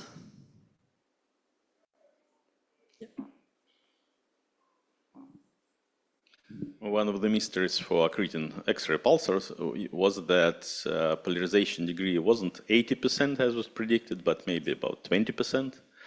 And one of the explanation for that is that when you have the hot layer heated by accreting gas on the surface of the neutron star, so you have within the photon layer there is a region where you have vacuum resonance. And so then the radiation that you produce, the polarization will depend also on the structure of this layer and the place where you have vacuum resonance. So I think and so basically looking at polarization, then in principle, you can probably study the structure of this surface layer, still surface layer of the neutron star. And so that's at least to give you some information. But for black holes, it's also the soft state of black holes that was discussed, not in my talk, but later. Yeah, so this also the mysterious, sometimes too high polarization that in 1630 minus 47, it also tells you about the structure of the accretion disk, where the energy dissipation is happening. Probably, so it's not just, you know, standard accretion disk, but maybe there is, so there is information there hidden, but we need just to dig it out. One last question. So we'll reconvene this afternoon at 1:30 in the room, and there are poster sessions with many, many posters, which are repeated today and next week. So all of your posters will be visible several times, so that people who've missed you can reach you. Thank you. Have a nice lunch.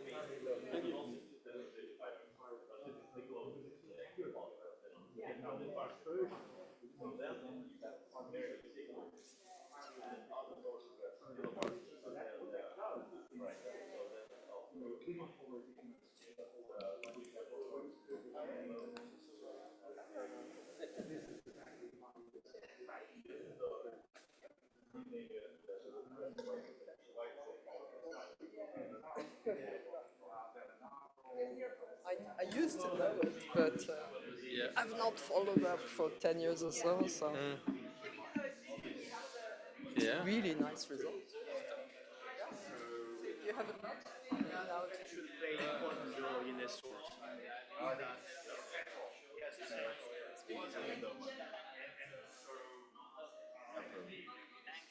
Thank you.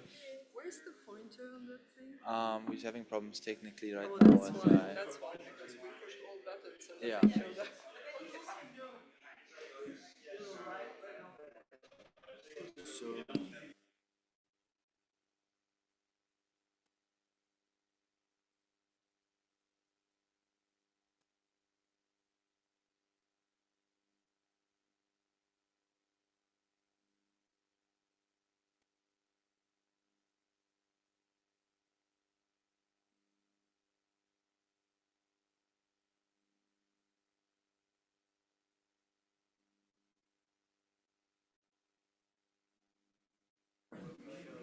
Georges Lalonde.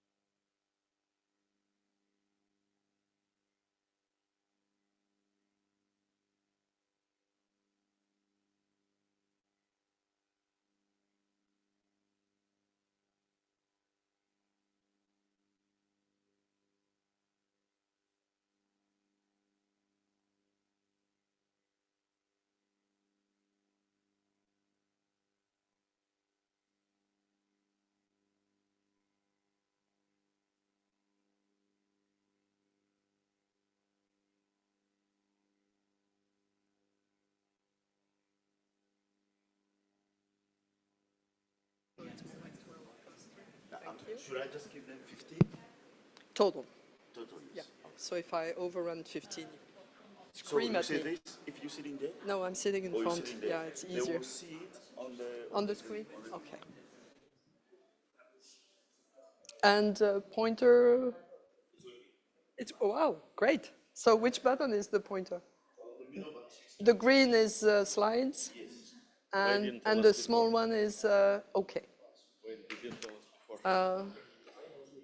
Do we have one up there? Okay, thank you.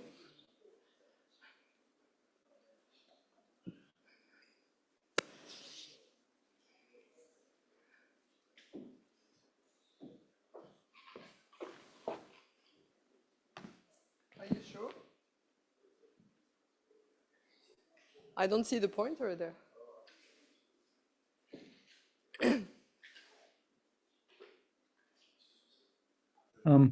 Hi, this is Varun. Okay. If we've So not yet started, can everything I works, check so. screen sharing? Been told everything works. Okay. Thanks for coming back for very nice results from our 2 young PhD prizes first. And so we'll start with the tidal eruption events from Andrew Mummery and telling us maybe a little bit about polarization. No?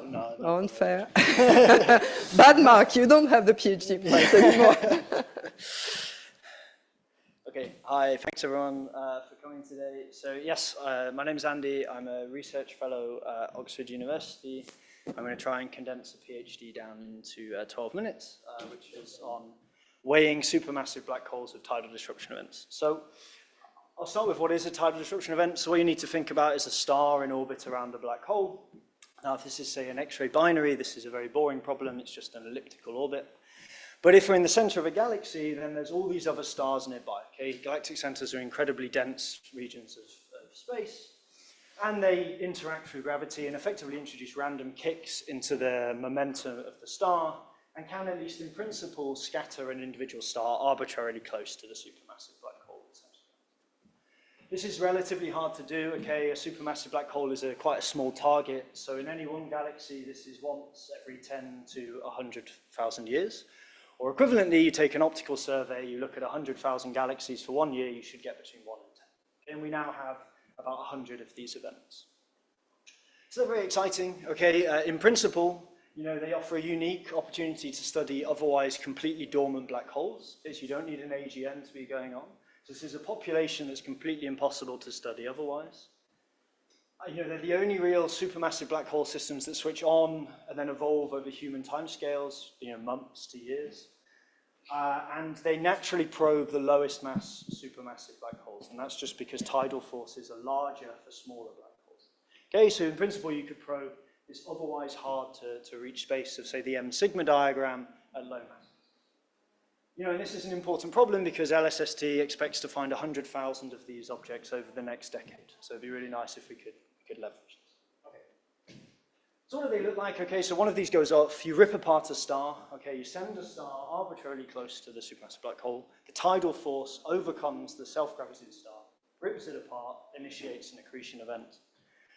Typically, we find these in optical and UV, so ZTF has found most of them so far. The UV goes up over a couple of weeks, hits 10 to the 43 to 10 to the 45 erg per second, so supernova brightness. Decays again over tens to hundreds of days, and then does something quite interesting as it plateaus. So the morphology of these light curves changed dramatically at about 1 year. This is real, this is intrinsic to the data, to the source. We know how bright the galaxy was before this TDE went off, and this is actually a factor of 10 brighter than the host galaxy. So something is doing this intrinsic to the tidal disruption event. But these are fundamentally multi-wavelength transients, so you detect them all the way from radio up to X-ray.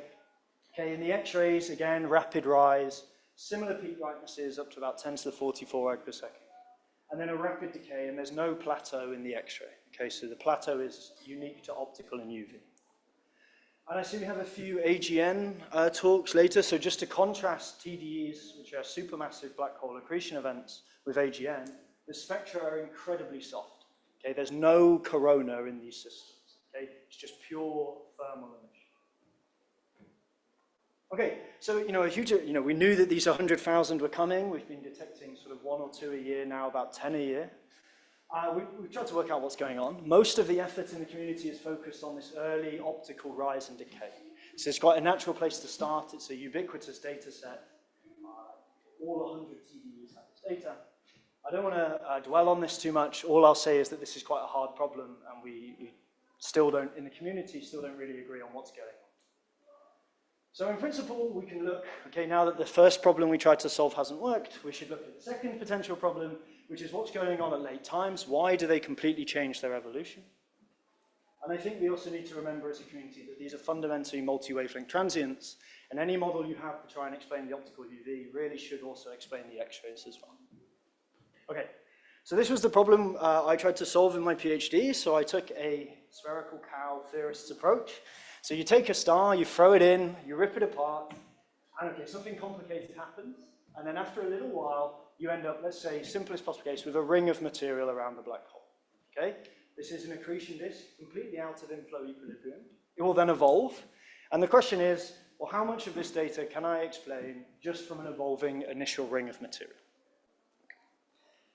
So to answer this problem, you need to do some fluid dynamics in GR. This sounds potentially quite intimidating, but really it's just the analog of the Navier-Stokes equation, but in a curved space.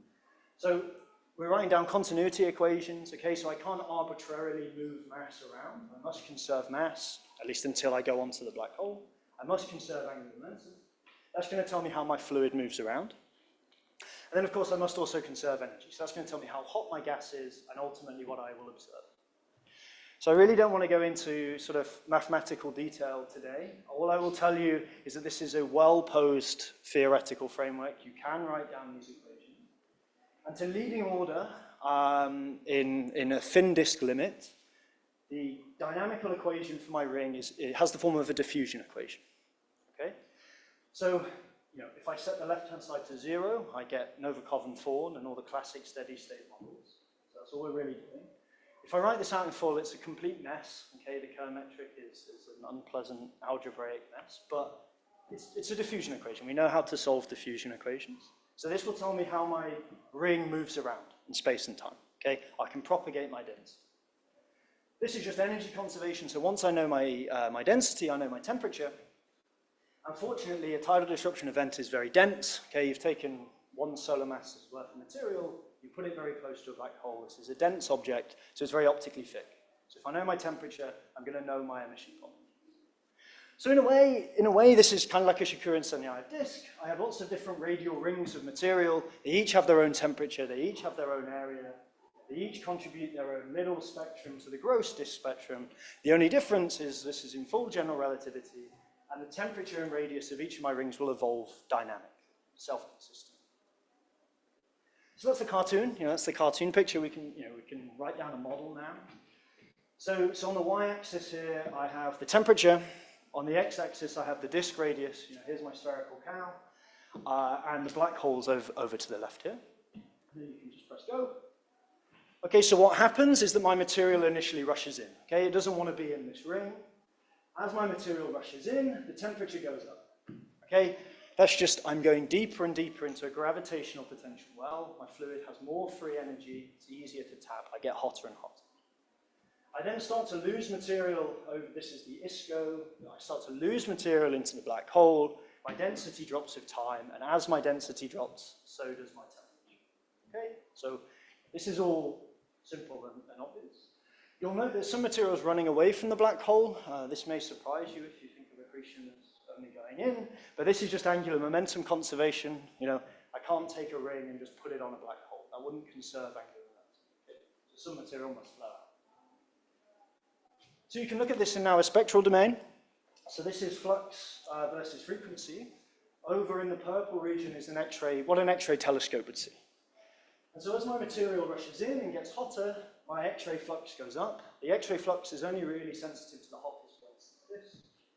Okay, so then as I start to lose more and more material into the black hole, my density drops with time, my temperature goes down, my X-ray flux decays away. So, the vanilla prediction of this theory is that the TDE X-ray light curve goes up and comes down. something very different happens in the optical UV. Okay, for the first year, the flux goes up, and then it just sits there. And it will sit there for 1,000 days for this simulation, but it will actually sit there for decades. Okay, and this is potentially quite surprising because the disk is very dynamic on these timescales. And so what you have is actually a fortuitous cancelling of two effects. So you're always getting colder with time, and if you think about a thermal spectrum and you cool it down, the flux goes down at all frequencies. But you're also always getting bigger with time. If you take a black body, make the emitter bigger, your flux goes up. And in optical and UV, they just cancel out, and you get this perfect flat line. Okay? And so this theory really does seem to work. So this is real, X-ray light curve over TDE, very soft spectrum over 1,000 days. You see the disk down here, and small changes in the peak temperature correspond to quite large changes in the flux because you're in the V. The real universe is more complicated than a spherical cow on short timescales, but on longer timescales, we seem to be capturing the trend. And with exactly the same three parameters, which is just black hole mass and spin and the mass of the disk, we reproduce the late time flat UV light. Okay, so now, in principle, this looks like a very boring curve. Okay, the data is a flat line, the model is a flat line, but I'm going to try and convince you this is the most exciting result in TDE physics. And the reason for that is that we can use this flat line as a way of measuring the mass of the black hole at the center of this. Okay, so now think like an observational astronomer, which I try to do sometimes. Okay, this is a really convenient property of these systems. Okay? Say you wrote a Hubble proposal at day 300 and they said no, you could write the same proposal at day 1200 and you get exactly the same answer. Okay? There is one observational degree of freedom in this system, which is merely how bright is my plateau at late times. So it's one number. Okay? The system's in a relatively nice state at this point. We know how to describe it. It's an evolving disk. So if I can turn this one number into a probe of the physics of the system, then I'd have a really powerful way of looking at black hole masses. So in principle, you can do this, at least with pen and paper. Okay, so you take these diffusion equations, you fold it through. Again, I don't want to go into the details. And no matter where you are in the spectrum, as long as you're not in the X-ray, you find that the amplitude of this flat line goes up with black hole mass to the 2/3 power. So this is a scaling relationship. It's basically m sigma, only rather than sigma on the left-hand side, we have the amplitude. There will be scatter, okay, so if you take a different star and throw it around the same black hole, you'll of course get a different late-time flux and different inclinations. But in principle, you can quantify this by doing a very large simulation. So you take 1 million TDE systems, you randomly select black holes, you throw a random star at each of them, lay a disk down, solve your equations out to 1,000 days, where you know this early time component that you don't understand has gone away, measure your one number, and scatter plot. And this is what you get. So on the y-axis is theoretical amplitude of the plateau, on the x-axis is black hole mass, and this is a logarithmic shading by number of systems. So the global scatter is huge, okay? Stars can vary a lot, but at 1 sigma, this red curve, because it's logarithmic, it's actually 0.5 dec. So if you measure nu L nu, project across, you get 0.5 dec on a black hole mass, which is actually roughly the same as m sigma. Okay. So you can test this. Okay, we have 60 TDEs where you can measure this late time plateau. Okay, that's a function of time and observing ability. And then you can get an independent estimate of the black hole mass. So you measure the galaxy mass, or you measure the velocity dispersion, you estimate the black hole mass, and you can scatter plot the real systems, and you see that they really do seem to overlap with our theoretical expectations. This isn't the exciting science. You shouldn't do it this way around. You shouldn't use galactic scaling relationships to test disk theory. You should use disk theory to test galactic scaling relationships. So you can take each measurement, project across, get a black hole mass, and you can add them to galaxy scaling relationships. And what's nice, because of this property of TDEs probing lower mass black holes, is that you can fill in a region of parameter space that's quite hard to probe by other means. So this is the galaxy mass, and then this is m sigma, and you see, when we have LSST and we can put a few thousand points on here, we'll have tight constraints down to the low mass. So thank you very much.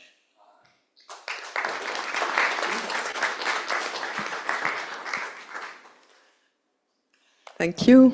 Questions for Andrew? 4 years. Yes, please, Zora. Can you shout? What about the spin and the TDE relative to the spin of the black hole? Sure, The yeah. disk relative to the spin. Sure, okay, so yes. So I've implicitly assumed that I'm in the equatorial plane, and that's not a good assumption. Okay, the incoming angular momentum of the star's orbit will not know about the black hole spin. So in general, the disk will not be aligned. Okay, I can't solve the problem if it's not aligned, so we've got to start somewhere. I think this will have an important effect to X-ray wavelengths, right? In X-rays, you really care about close to the black hole. Optical UV and these sort of mass measurements, you're probing quasi-Newtonian regions where lens tearing precession, all these relativistic effects are very subtle.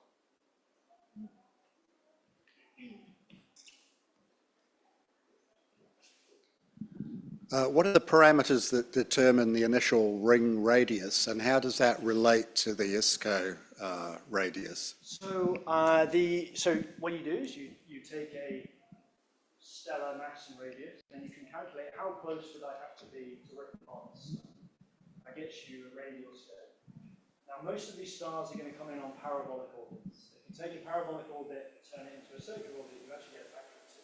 So that sets your ring. It's twice the type of ring. If that's outside the ISCO, I run the simulation. If it's inside the ISCO, I don't. Okay, so that's why they stop at 10 to the 8 10 to the 9, because these really large black hole masses, you have to be so close to the black hole to get tightly disrupted. You typically form a disk inside the length of that. So that's what gives the trend in the yellow. That's called the Hills map. Thank you very much. I thought it was a brilliant talk. What's the kind of lowest mass black hole we'd expect to be able to find using this method? And what's the lowest one we've successfully found using this method? Okay, so if you believe my mass measurements, a few times 10 to the 5. So the difficulty with really low black hole masses is getting enough stars nearby.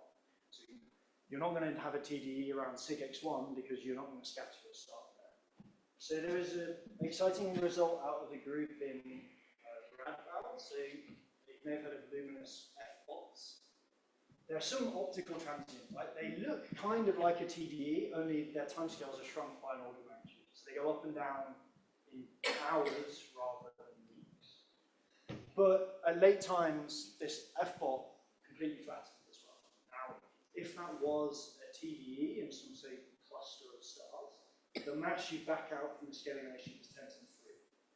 So maybe, but of course, you really want to know there's a cluster of stars at this location, because otherwise it's so unlikely to get us. Okay? And even with Hubble, we can't say yes or no about that cluster. So hopefully with 100,000, it will just keep going. Okay. Thank you very much. We have to move on, sorry. But it's really interesting. Thank you, Andy, again. And we turn to David Hosking on MHD or cosmic voids. Which topic did you pick up? Both? All of it. It's all happening. Okay. Who's this year Interdivision PhD prize, and so MHD turbulence and magnetic fields in the early universe. Thank you. Thank you very much, and thank you very much for the invitation to present this thesis work, which, as indicated, is about the decay of magnetohydrodynamic turbulence with magnetic fields, and how this applies to the origins of magnetic fields within cosmic voids. So, work conducted at the University of Oxford.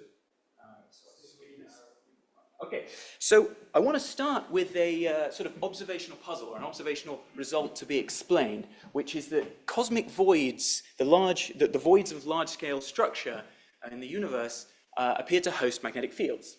So why do we think that they do?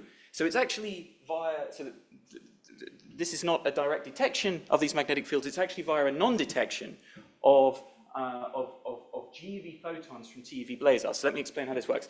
If you point your gamma ray telescope at a TeV blazar, and you want to ask, what kind of gamma rays am I going to see? We can split the sort of two kinds that we'll receive into sort of two kind of streams, roughly speaking. Firstly, the sort of TeV photons that we detect that just sort of propagate directly from the blazar to Earth. And then you see lower energy ones that have undergone an electromagnetic cascade. So your photon propagates along a little bit, then it undergoes pair production off extragalactic background light, and then you get positrons and electrons. They propagate along a little bit until they inverse Compton scatter and produce GeV photons. And then in principle you detect those as well, except that you don't in the presence of magnetic fields within the voids. And so the reason is that the charged particles interact with the magnetic fields, they scatter, they ultimately are scattered through some angle, delta phi, and so in principle you don't see them. And indeed we don't see them, and the fact that we don't see them implies a minimal angle for what this delta phi should be, and from sort of a model for how the electrons will scatter. So basically assuming lots of small angle scatterings where the scatterings are uncorrelated, so they just add up like a random walk. The sort of angle is going to be the scattering angle from one little from the interaction with one correlation scale of these magnetic fields. That's lambda b. So oh, strange. So the angle is lambda b divided by the Lama radius. That's multiplied by the square root of the number of patches that you encounter, and that's the mean free path to inverse Compton scattering divided by the correlation scale. And so RL depends on magnetic field, and then there's some lambda b. So what you find is that b has to be stronger than something like 10 to the minus 17 Gauss, so pretty small. Now, but nonetheless, these things are not detected. Now, I should say that other explanations of the non-detection are available. So what's been suggested is that there might be plasma instabilities that occur within the voids. But I think the latest work on this, which is quite exciting, coming out of Oxford by Charlie Arrowsmith using experiments done on CERN, is that these kind of instabilities don't appear to be strong enough to actually scatter those electrons and positrons. So it seems like the magnetic fields are a promising explanation.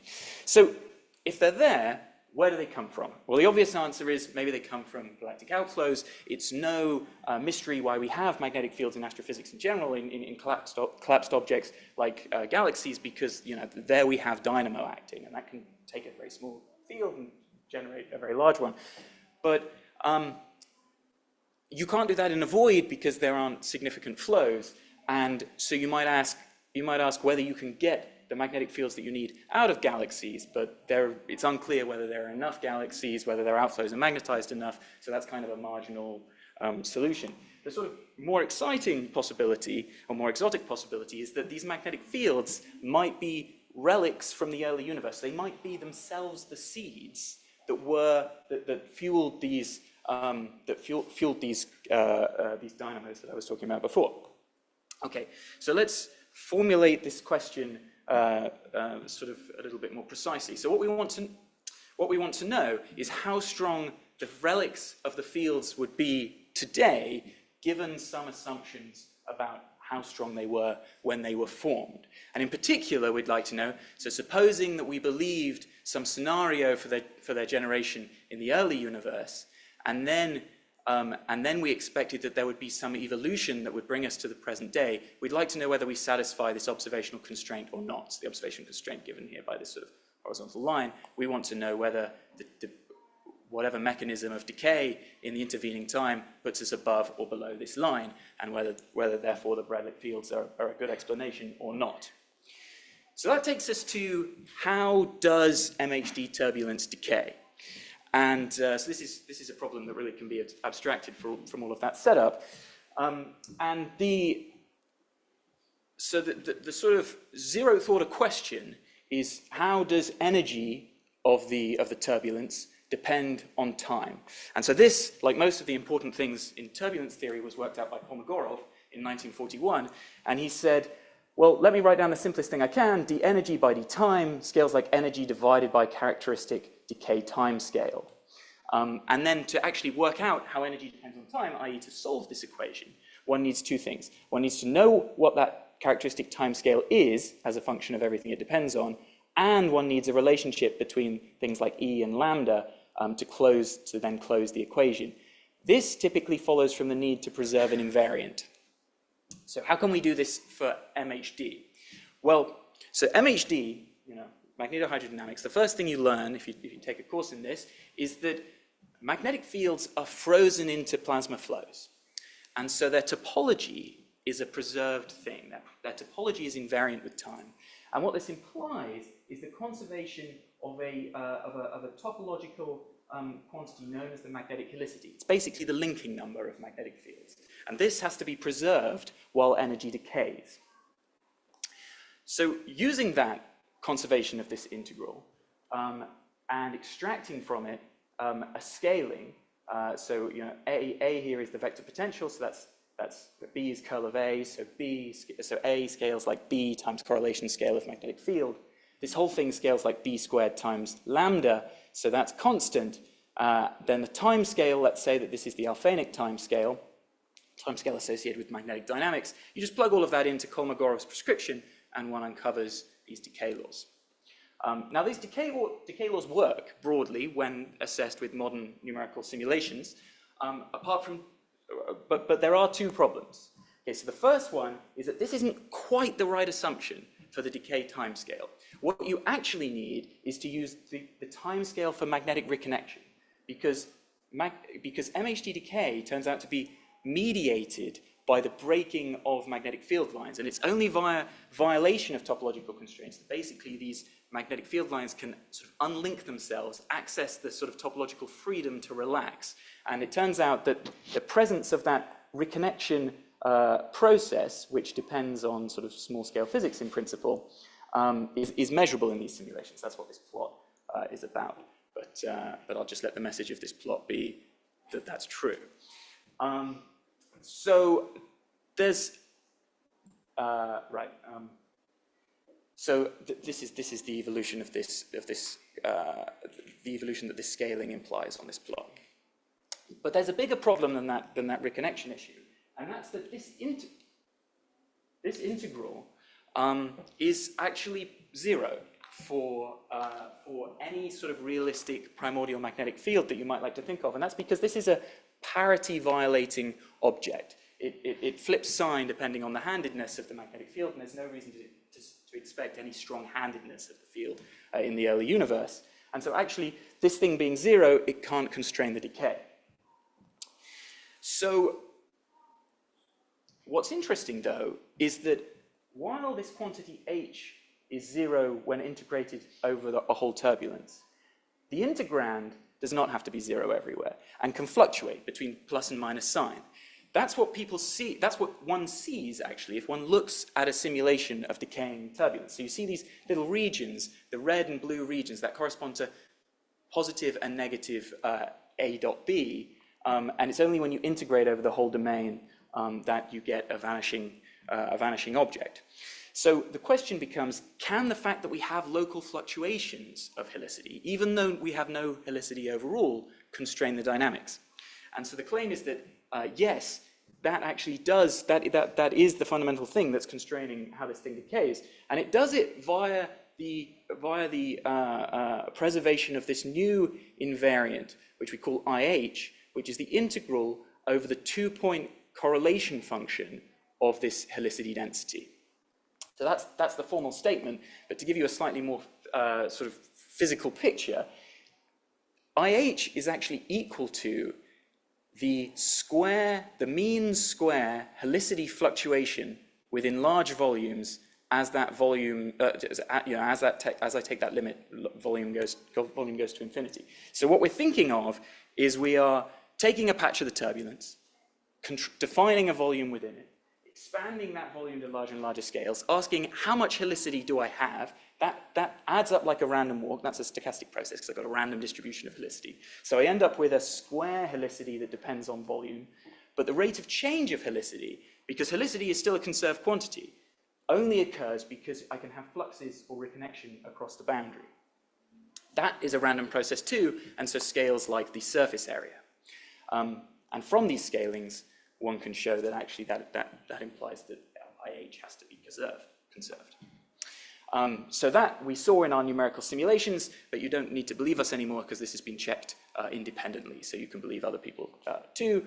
And you see that, so this is evolution of IH over a numerical simulation. You see in this run at the top here, which is the best resolution run, that this thing is preserved over kind of 5 decades. As concerns our problem of primordial magnetic fields, this invariance implies a scaling. Interestingly, one can get that same scaling from a very sort of like nice, intuitive cartoon argument involving mergers of helical structures and annihilation of non-helical structures during reconnection. Implies the same thing, but I won't go into that in detail.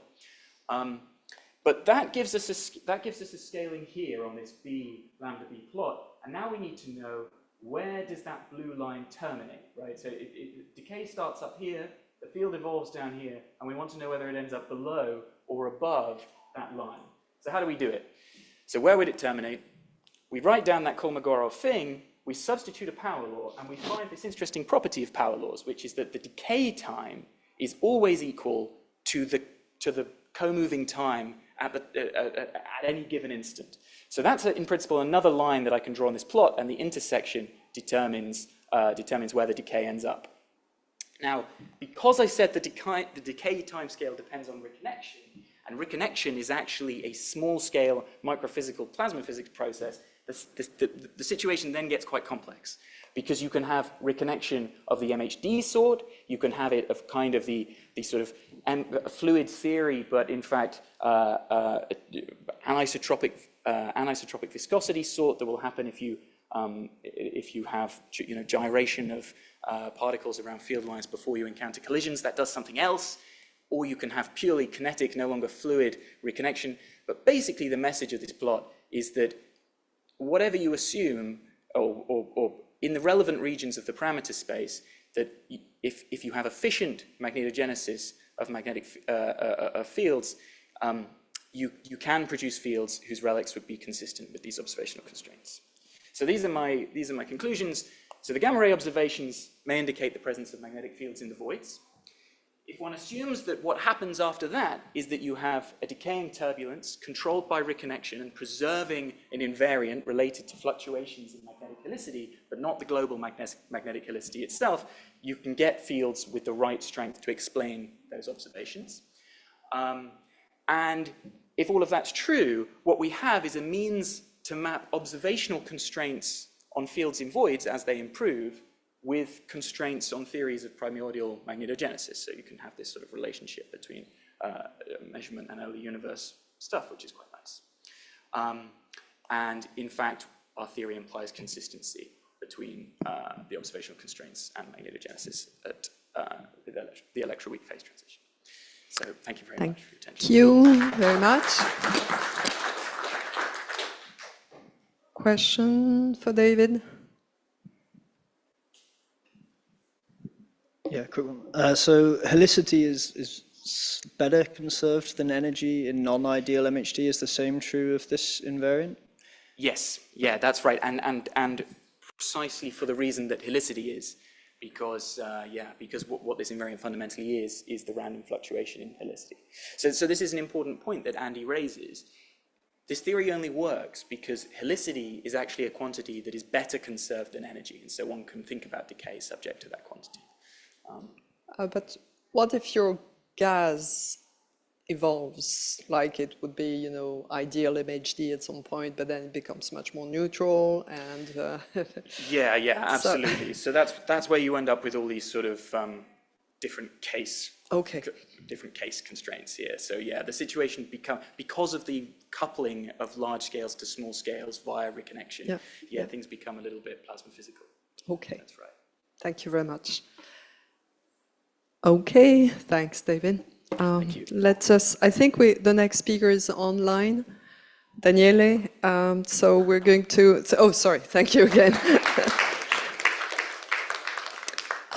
We're going to listen to Daniele Tagliagoso on coronae from AGN and polarization as seen by IXPE. So as soon as we can turn on, thank you. Hi, hello everyone. Hello, can you hear us? Yes, I can hear you, and can you hear me? Yes, indeed. Can you share your screen? Yes, 1 second. And you won't be seeing my screen, so I will just interfere briefly to let you know 2 minutes before the end. Okay, nice. One second, I'm trying to open. Okay, can you see the presentation, Yes. the slide? Yep, sure. Okay. Okay, so hello everyone. My name is Daniele Tagliacozzo from Roma Tre University, and today I'm going to talk to you about AGN coronae through X-ray polarimetry and insights from XP observations. So let's start from the very beginning. As you may know, active galactic nuclei are a specific class of galaxies which emits towards all the electromagnetic spectrum, and in which the emission is due to accretion onto a supermassive black hole. And the accretion disk emits thermal photons in the optical UV. These photons are then reprocessed inside hot clouds of electrons called the corona, which is this yellow region here on the left side of the slide, giving rise to this red dotted line on this typical AGN spectrum, which is substantially a power law characterized by a certain spectral index and a high energy cutoff. Then part of this radiation is reflected back both on the accretion disk, but also on other distant reflectors, giving rise to all the reflection features of a typical AGN spectrum. The focus of this presentation and of the XP observations of radio quiet and unobscured AGN is the corona, is this hot clouds of electrons, which comptonized via inverse Compton scattering thermal photons from the accretion disk towards the X-ray band. Leading to the formation of this so-called primary continuum. In the last decades, spectroscopical analysis were able to either determine the spectral feature of the primary continuum, so the spectral index and the high energy cutoff, but also the physical characteristics of this region. So, for example, the temperature and the optical depth of the corona. The problem is that spectroscopical analysis failed in distinguishing the geometry of this region, as we can see here from these contour plots of the temperature and the optical depth, assuming on the left side of the slide a spherical model and on the right side a radially extended one. Equally acceptable spectral fits were obtained, leading to degeneracies in the determination of the geometry of this region. But now we have polarimetry, as has been already being said during this session. And but why we care about X-ray polarimetry on AGN? We know that coronal geometry and also other physical parameters can affect the AGN X-ray polarization signature. In order to better understand all the plots and the conclusions that we will see later in this presentation, we should keep in mind that the more the system is anisotropic, the higher the polarization degree. The radiation is polarized with angles that are perpendicular to the plane on which it scatters. And finally, for all the models that we will see later, which are all axisymmetric, when the system is seen face on, it appears as completely symmetric, and so it determines a cancellation of the net polarization. So it seems that, at least in principle, with X-ray polarimetry, we should be able to remove the spectroscopic degeneracies on the geometry of the corona. Indeed, one of the main goals of XP, which is the Imaging X-ray Polarimetry Explorer, which is a polarimeter, a NASA mission that has been launched on December 2021, and which is able to measure the 28 keV band polarization.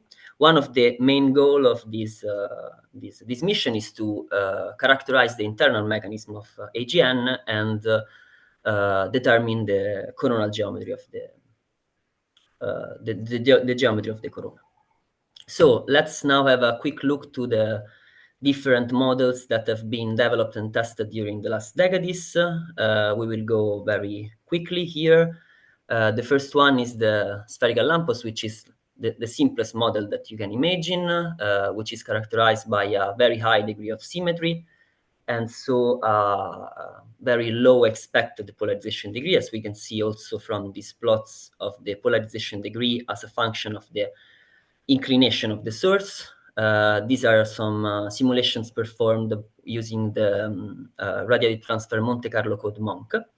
And as we can see here, the spherical lamppost results in very low polarization degree. And as for all the vertically extended models, the expected polarization angle is perpendicular to the disk axis.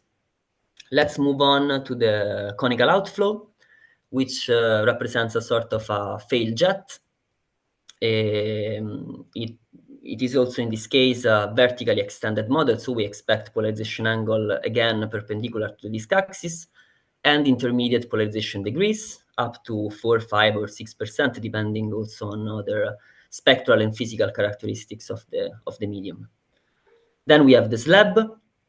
The slab is due to magnetic reconnection, and it is characterized by a relatively low degree of symmetry, and so a relatively high polarization degree, up to 14%. And as for all the radially extended models, the expected polarization angle is parallel to the disk axis. The final one is the wedge. The wedge represents a sort of inner and hot accretion flow.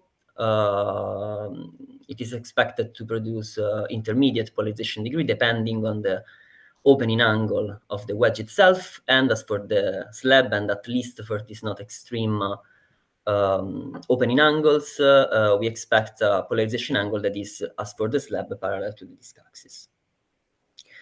So with this in mind, let's move on to the XP observations and results concerning the radio-quiet and unobscured AGN.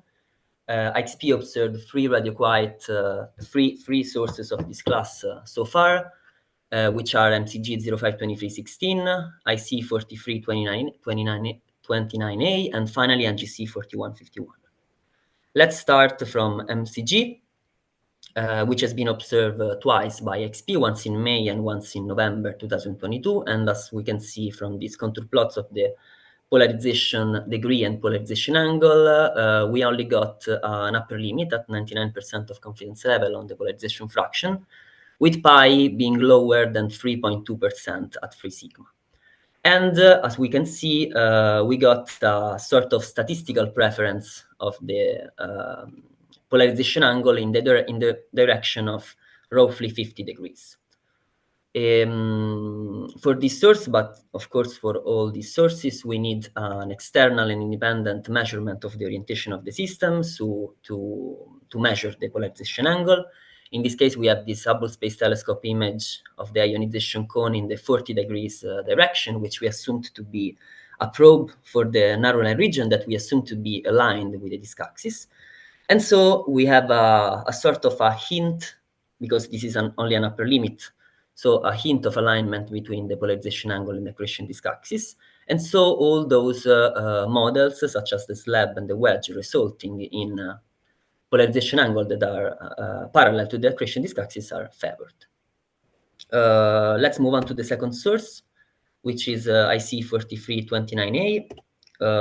As we can see from the contour plots here on the left side of the slide, also here we got only an upper limit at 3 sigma with pi lower than 6.2%. But we can call this a sort of a marginal detection because it's slightly lower than the threshold, which is 3 sigma. In this case, we got a more complicated source than MCG, and so we needed to build a more sophisticated model also in order to separate the continuum lines, which are intrinsically not polarized, from the continuum reflection, which can be also highly polarized. Also, in this case, we needed an external measurement of the orientation. In this case, we have this ALMA image of the radio jet in the 90 degrees direction, which we assumed another time to be aligned with the disk axis. And so another time we have a sort of hint of alignment between the accretion disk axis and the polarization angle, leading to the favoring of another time those models such as the slab and the wedge, which result in polarization angle parallel to the disk axis. So in this case, many simulations have been performed using both an analytical code called CompS and the Monte Carlo code Monk concerning the slab and the wedge, providing also in this case coronal electrons to the coronal electrons a mid-relativistic vertical velocity in order to increase the polarization degree and making it more compatible with actual data. Finally, we have NGC 4151, which has been observed twice by XP. And as we can see here, we got the first and also the second clear detections of polarization of polarized light in the X-ray band for what concern the radio quiet and unobscured AGN. We got not significant variations between the two observations, so we were able to perform a combined analysis between the two observations, leading to these model-independent results with pi, the polarization fraction of 4.5 plus minus 0.9%, and the polarization angle of 81 plus minus 6 degrees with a 3.5 sigma detection. The problem here is that, as we can see from this contour plot, that the lower energy beam from 2 to 3.5 keV has 45 degrees difference between this and the other energy beams of the polarization angle. And this, of course, has to be explained. So different models have been built to try to understand what is happening here. The simplest model, in a way, that is the model that has been used also for the first observation of this source, attribute to the corona most of the polarized light. And in this case, we got a pretty high polarization degree and a polarization angle aligned with the disk axis. And so, standing to this model, another time the slab and the wedge seems to be favored. And the spherical lamppost, which result in very low polarization degrees, on the contrary, is disfavored because the measure of the polarization degrees is too high. But anyway, the clear change that we can see here of the polarization angle at lower energies has to be explained and can be explained invoking an additional soft component, suggesting scattering of the primary emission on another sort of mirror, arguing its mere coronal origin. So in this case, most of the polarized light could be due to the reflection. And so also with the so-called spherical lamppost, we are able to reproduce the observed data. 1 minute left. Yeah, so I guess I have 1 minute more for a brief summary. As we can see here, we have XP observed 3 radio quiet and unobscured AGN so far. MCG 052316 has been observed twice, retrieving only an upper limit at 3 sigma. For IC 4329A, we got a marginal detection at 2.97 sigma. And finally, for what concerns NGC, we got 2 detections.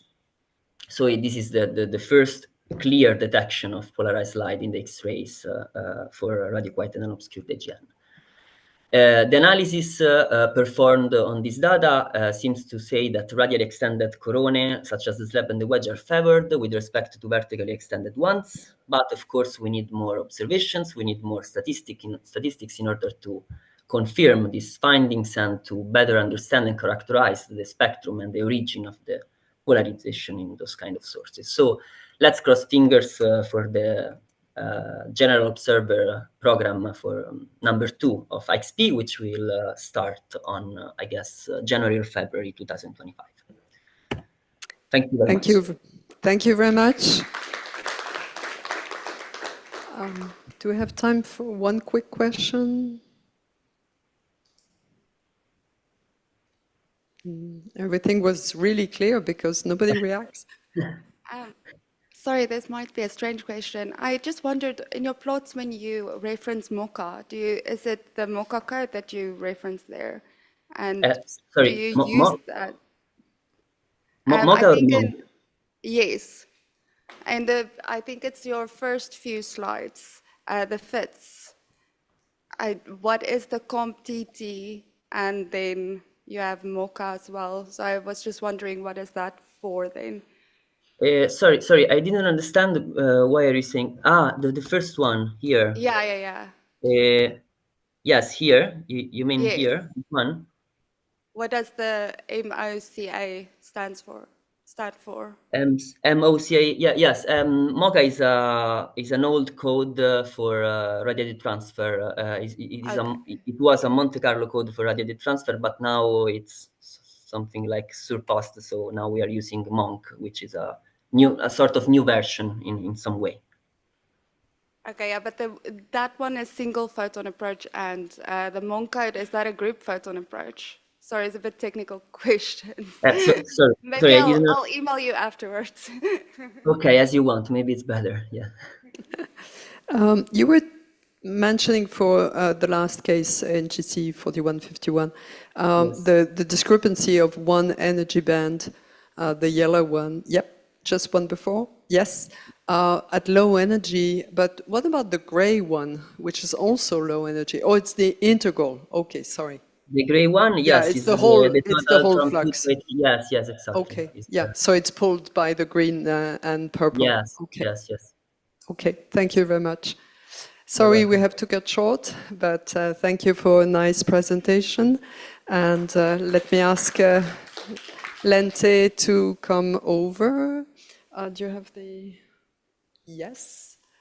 And Lente Dreyer is telling us about the other component of polarimetry around AGN from jets, but with a very broad multi-wavelength point of view. Thank you for that. Okay.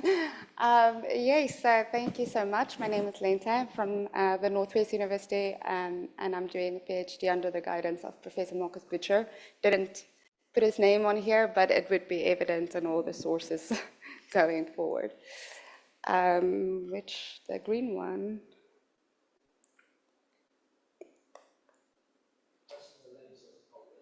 Okay, I'm doing the laser thing. Oh, the big green one. Okay. Okay. So it's my pleasure to review X-ray polarimetry in this new era of high-energy polarization. And when they reference the new era, they always, or I think everyone, refers to the day or the period since the launch of IXPE. But it actually started way before that, even before the 1960s, when it was first suggested that the high energy particles would be able to produce polarization. And the first attempt to measure X-ray polarization was in 1969 with the OSO-5 satellite. I hope I say that correctly. And one can argue that the IXPE was inevitable this year because it was also the same year that Martin Weisskopf, a very prominent figure in the development of IXPE, finished his PhD. So later in 1971, Weisskopf, together with the rest of Novik's team, got the first X-ray measurement of the Crab Nebula. And this was our only X-ray measurement for a long time. After this, we slowed down a bit until the 2000s, where the tech advancements and also the persistence of modeling and theory reignited our interest in high energy polarization, where we finally got the IXPE mission, the first mission dedicated to X-ray and polarimetry and many of these types of sources. So I think you all are very clued up with what IXPE is, even if you weren't in this morning's session. So I'm just going to say it's a very cool instrument. It measures X-ray polarization in the 2 to 4 keV, and one of the sources of interest is blazars, and that is what I will be talking about. So blazars are a very fascinating subset of AGNs, and their jets are towards our line of sight, which makes them very nice sources to observe. So the spectral energy distributions of blazars have these two bump spectral features that you can see here, two bumps, and it's very well known that this low frequency bump is attributed to synchrotron radiation. So we're all in agreement with that, and we don't really we understand it quite well. And we use polarization also to confirm the synchrotron origin. The high energy component is we're still arguing a bit about that. It's either the two main models is fundamentally different, either leptonic models, which is argues for Compton emission, or hydronic models, which argues for photon-induced radiation mechanisms. So blazars can also be classified into different subsets that helps us, identify the different components within the dynamics of the jet. So the intermediate peaked synchrotron peak blazar, so it's divided into it's classified depending on the peak of the synchrotron emission. So the intermediate synchrotron peak blazars usually peaks around optical and UV, and then the low synchrotron peak blazars is usually in the infrared, and then the high synchrotron peak is usually in the X-rays. So I'm going to talk a little bit, I'm going to focus on emission mechanisms because I think it is a straightforward way of showcasing what IXPE have told us and have raised questions about. And it's also a nice way of also showcasing what high energy polarization can give us in general. So the two main models that I talked about just previously, the hydronic and leptonic models, and this graph here you can see throughout this presentation, the green will be hydronic models and the red will be leptonic. So in this plot you can see both produce acceptable fits to the spectral, the ACDs of blazars. So we need additional diagnostics where the polarization comes in. So I mentioned that we use synchrotron polarization to confirm the synchrotron, to confirm that the low frequency peaked feature is from synchrotron radiation. So we see high polarization degrees depending on the power law index of the electrons that produce the synchrotron radiation. So this would also be, we would expect this for hydronic models as well, since it's synchrotron dominated. And then for leptonic models, we would expect lower polarization degrees because in the cross-section, you can see that the polarization of the Compton emission, so after scattering, depends on the polarization before scattering. So if you have unpolarized seed photons, the scattered radiation would also be unpolarized. And the synchrotron self-Compton polarization would be half of the target photon field. So you would expect that the Compton leptonic models would be lower polarized than the hydronic models. So this is very nice for ordered magnetic fields. So in our theory, this is what our theory tells us, very lovely. And then, the data comes in and reality hits us. So even in the first IXPE results, we saw that the magnetic field in particular is very much more complex than well-ordered magnetic fields. So we need to evolve our models according to that. So the obvious way of doing this is with multi-zone models. So we divide the jet into different zones, and these zones have different patches where the seed photons come from. So essentially then all the photons come from different regions, and all those regions have different magnetic field configurations. So that makes the magnetic field a bit more, you can define it more a better way. And that would significantly depolarize the synchrotron self-Compton models, which is what we kind of saw as well. So that is from the first results of Mark 421, that paper, where they first really argued for very complex magnetic field configurations. So putting that on the back burner though for now, we have long had predictions for polarization in the high energy regime. Thanks to Butcher and Zhang in 2013 already, they did extensive modeling on hydronic and leptonic models for different classes of blazars. So for low synchrotron big blazars, as we expect, since the hydronic models is synchrotron dominated, we expect high polarization degrees. But it's also then evident that multi-wavelength polarization is necessary because it depends on how, for different classes of blazars, it depends on how the polarization changes from the low energy to the high energy regime. So not just what you detect in the high energy regime. So for intermediate synchrotron peak blazars, you can see kind of a difference. So the polarization degrees in the high energy regime can be the same, but for low synchrotron peak blazars, the high polarization degrees increases with energy, while this intermediate synchrotron peak blazars would be higher polarization degrees throughout for hydronic models. For leptonic models, you would have, for low synchrotron peak blazars, high polarization degrees, since X-rays are synchrotron self-Compton dominated, but then when you go to the gamma rays, it would be external Compton dominated, so external photons usually are unpolarized. So in leptonic models, that would be negligible polarization. So it would be a higher polarization degree, and then it would just decreases with energy very fast.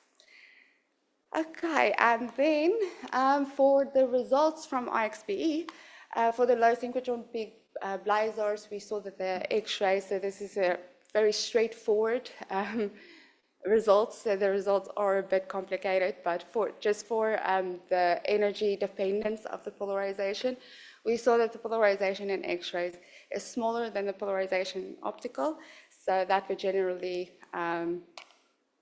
support the leptonic models. And then also for the Bielakate object, so sometimes that's a low synchrotron peak blazar and sometimes the intermediate one. And that was also seen that the polarization in X-rays was lower in the polarization in optical for both observations. So that would also support the leptonic model. And so for the low synchrotron and intermediate synchrotron peak blazars, both are consistent with the leptonic model predictions and a very straightforward picture of what polarization can give you. Then for the high synchrotron peak blazars is where all the interesting things come in, and the next presentation will really get into the high synchrotron peak blazars. So I'm not going to go into that and basically repeat stuff that she might tell you, but I'm going to mention Mark 501's result because I saw that is the only blazar that wasn't in her abstract. So I'll mention those results. So for the high synchrotron peak blazars and the results that we got from IXPE, it's worth mentioning how polarization can also probe the mode of the particle acceleration, since these results really show interesting stuff for the particle accelerations in jets. So for shock acceleration, so you have different modes of acceleration, how the particle accelerate to higher energies. So if it's shock acceleration, you would have high polarization degrees and the polarization angle would be constant. And then for magnetic reconnection, you would have lower polarization degrees. And then the magnetic of the polarization angle, which is the lower graphs, I see those a bit small, you would have modular polarization angles. And then the turbulence models, like Tim's model of Marshall et al., you would have rapid variability in both the polarization angle, which is the higher, the graph above, and polarization angle as well, which is the one lower. So eventually you would have lower polarization degrees, but it would, with time, it would just go up and down rapidly. Okay, so I'm just saying you predict what it does predict each model. So for Mark 501, the results of 2013 that was published in Nature, and also some recent results showed that the X-ray polarization is about, it's higher than optical measurements, so X-ray polarization is higher than the optical, but the polarization angle is consistent with radio, is consistent with the radio jet direction, so it's consistent with a shock acceleration model. So then energy stratification and stuff like that comes into play. Then just, do I have a little bit more time? I want to mention things that we can do in the future as well. So that you can also probe some other spectral features in blazars. So the big blue bump is something that you don't always see in the ECD of blazars, but for the BLAC AO0235 plus 164, there was a very significant big blue bump. So this excess in the ACD you usually don't see in the soft X-ray regime. And so it can be contributed to the accretion disk and the corona, which would be unpolarized, or it can be an additional synchrotron component, which would be moderately polarized. And then there is a model that if it's bulk Compton scattering, so if it's a scattering of external photons and electrons, then the region of the Comptonization would be highly polarized. So Matthew Baring developed a model where the big blue bump results from relativistic electrons contained in the jet, and results from electron scattering of photons from the dusty torus. And they used a self-consistent model. So they used Monte Carlo simulations from diffusive shock acceleration from Summerlin and Baring in 2012. And then they coupled that with radiation transfer methods from Butcher. And then the whole model tightly constrained plasma parameters, and it really explained a lot of the spectral features of this ECD. So we plugged that into my code, and we found that for that blazar, the BLAC, so that would be the orange one, you really see a significant polarization and where the Comptonized emission dominates. So in the soft X-ray regime. For IXBE and that range, it would be less or equal to 20% and then going down with energy.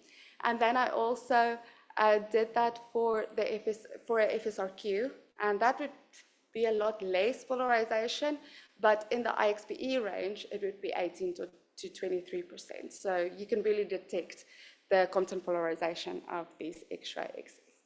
And I don't have time to go into this. I really wanted to, but I don't really have time. But with spectral polarimetry of FSRQ blazars, it's really evident in this as well that you need two-zone models. So I just wanted to kind of confirm that. So that would be our next step, to put in multi-zone models for all the synchrotron self-Compton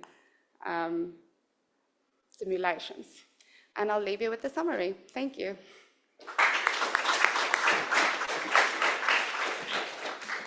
Thank you so much. I keep losing my glasses. Thank you very much. Questions?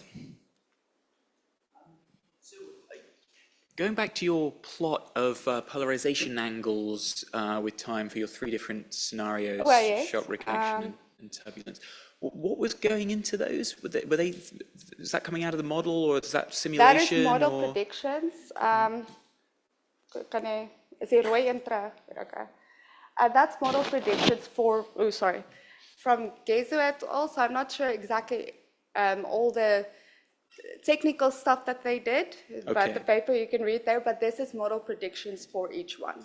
And so I guess I was wondering what the kind of the physics is of the polarization of the changes in the polarization angles in the different cases. So I imagine in the turbulence we're thinking about structures, magnetic fields just sort of being rotated by eddies. What's going on in the reconnection?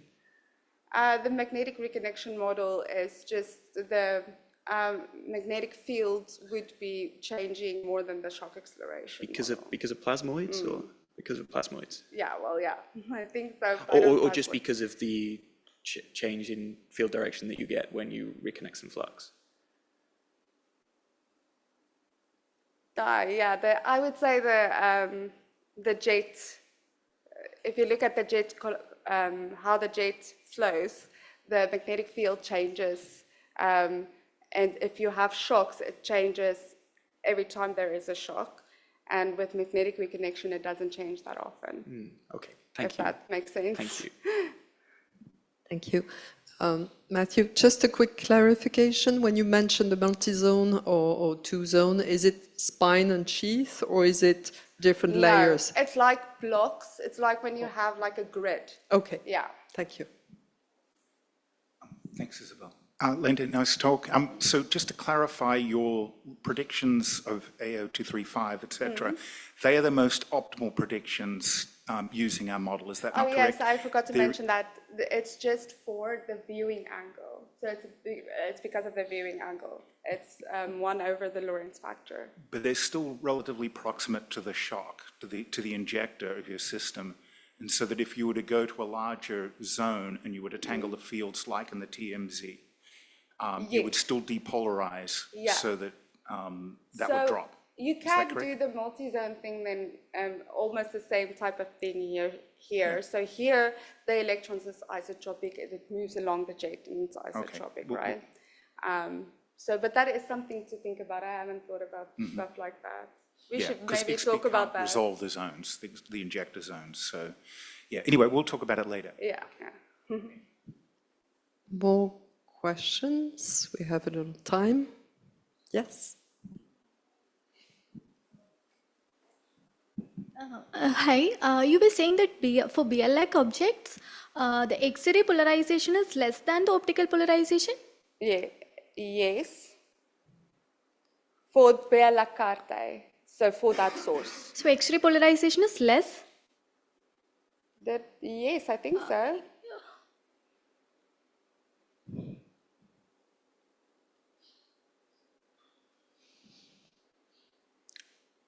Yes. Okay, that's next to my talk, I'll explain this. Beautiful connection, ladies. Yeah, we should talk then if I read it incorrectly. I don't know if I read the results then incorrectly, me and my supervisor then, but okay, we can talk afterwards. Okay. Back to the spine and sheath, have you modeled the radiation effect and on polarization by having those two layers which the MHD, relativistic MHD simulations show? The multi-zone models. Is that what the sheath? Well, the spine is much more ordered field than the sheath, which is highly turbulent. Yeah. The multi-zone models, yeah. This. Yep. And is there a different, can you find a different signature in polarimetry between having a spine and sheath version versus complexity along the jet? Yes, because you can basically have the magnetic field configurations of each of the patches. Yes. So this is now for modeling. So I'm actually busy putting this into my code. So what you can do is so you have different zones, the grid, and you can build your whole jet with these zones, but in these zones, they have patches as well. So depending on where the photon is, after scattering as well, so if it would be scattered again or whatever, depending on where the photon is before and after scattering, it is in that zone. So you can define your whole, depending on the model. Okay. Yeah. Okay, thanks. It's open for that, yes. Thank you. One last small question. Until we move to Athera with another blazar jet seen from IXP. If you want to take the floor, please. Thank you, Lente. Gorgeous connection between you two. Thank you.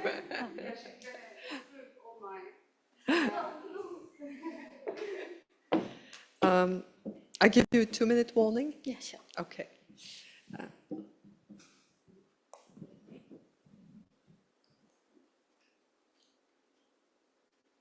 Okay, good afternoon everyone. I'm Athirayam Bharadhan from Christ University, Bangalore, India. Today I'll be talking on polarization signatures from blazars, a key observable for high energy emission mechanism. This work is in collaboration with Professor C.S. Stalin, Gleason Matthew, and Sundar Sahyanathan. Coming to a short introduction, blazars are a class of AGN whose jets are aligned to the line of sight of the observer. Due to this unique alignment, they show rapid variability and high luminosity due to the relativistic beaming. Thus, blazars also shows strong and variable polarization in optical and radio wavelengths. We also know the strong polarization in X-ray currently we know. So, mainly the blazar spectral energy distribution, shortly I will say SED, it shows double component structure. So this image is interpretation of AGN unification model. What does that mean is different type of AGN are essentially the same object viewed at different angle. So blazars, if you are viewing through the jet, then it's classified as a blazar group. So depending upon the viewing angle, we are classifying AGN into different classes. So as I said, the spectral energy distribution of two blazars, 3C 454.3 and Markarian 421 is shown here. The double hum component is evident in both the cases. Actually, we know what is responsible for the lower energy component, and that is because of electron synchrotron emission. But we don't know what is actually responsible for the higher energy emission. We have currently two models to explain this higher energy emission. One is leptonic model and another one is hadronic model.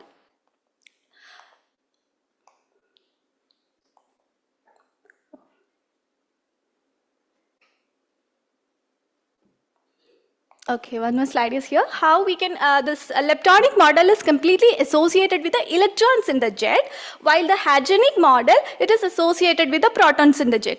Usually the protons are also there in the jet, but it's not in a state to participate in the emission process. It doesn't have that much of energy, so it's not able to emit the radiation in the leptonic model.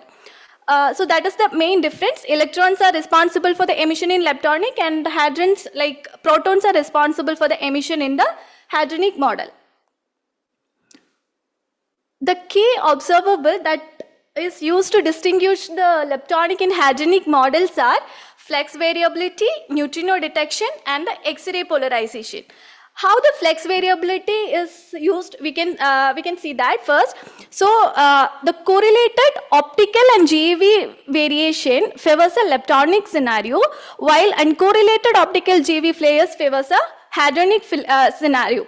How it happens is, there was a figure, it is like the same electron population is responsible for the lower energy hump and the higher energy hump for the leptonic case. So we are expecting a correlation. So in that case, correlated variability favors a leptonic model. But this correlation and is analysis found to be complex by many authors, and we can't generalize this particularly. Second one is the neutrino detection. The first neutrino detection in a blazar happened in 2017, and that source was TXS 0506 plus 076. Analyzing that SED of that particular source during the neutrino detected epoch showed that the SED was able to reproduce with a simple leptonic model. In another case, source was PKS 0735 plus 178. That was also a neutrino detected source. The SED of that source showed that SED is leptonically dominated, but there is a subdominant hadronic component. So using that neutrino detection also, we were not able to come to a proper conclusion. So the next observable is X-ray polarization.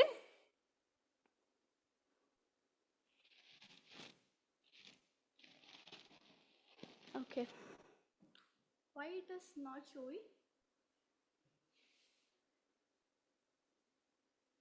Did you invade the AIs? No.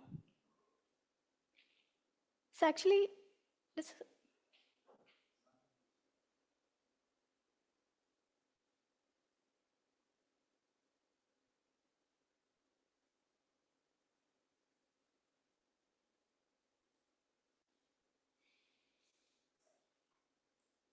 Yeah, that's fine. I can talk.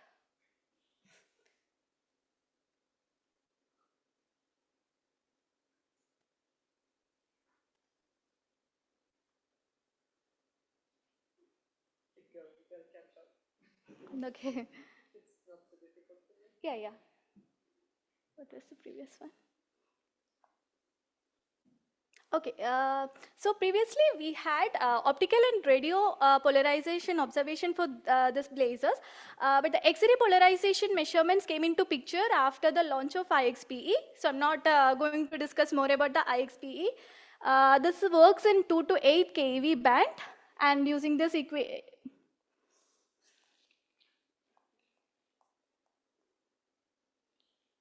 oh, none of the slides are visible.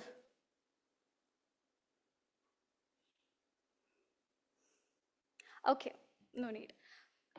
Okay, so actually what happens is how we are using the X-ray polarization to differentiate the leptonic and hadronic model.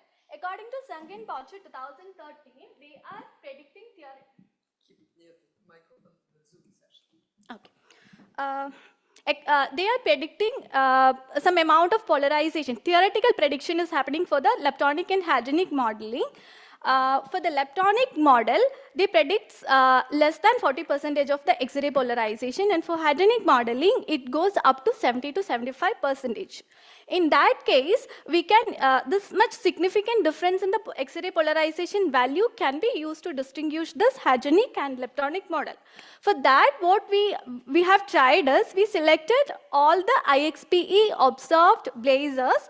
Among that, we selected 4 of the sources: Markarian 421, 1ES1959 plus 650, 3C454.3, and PKS2154 minus 304.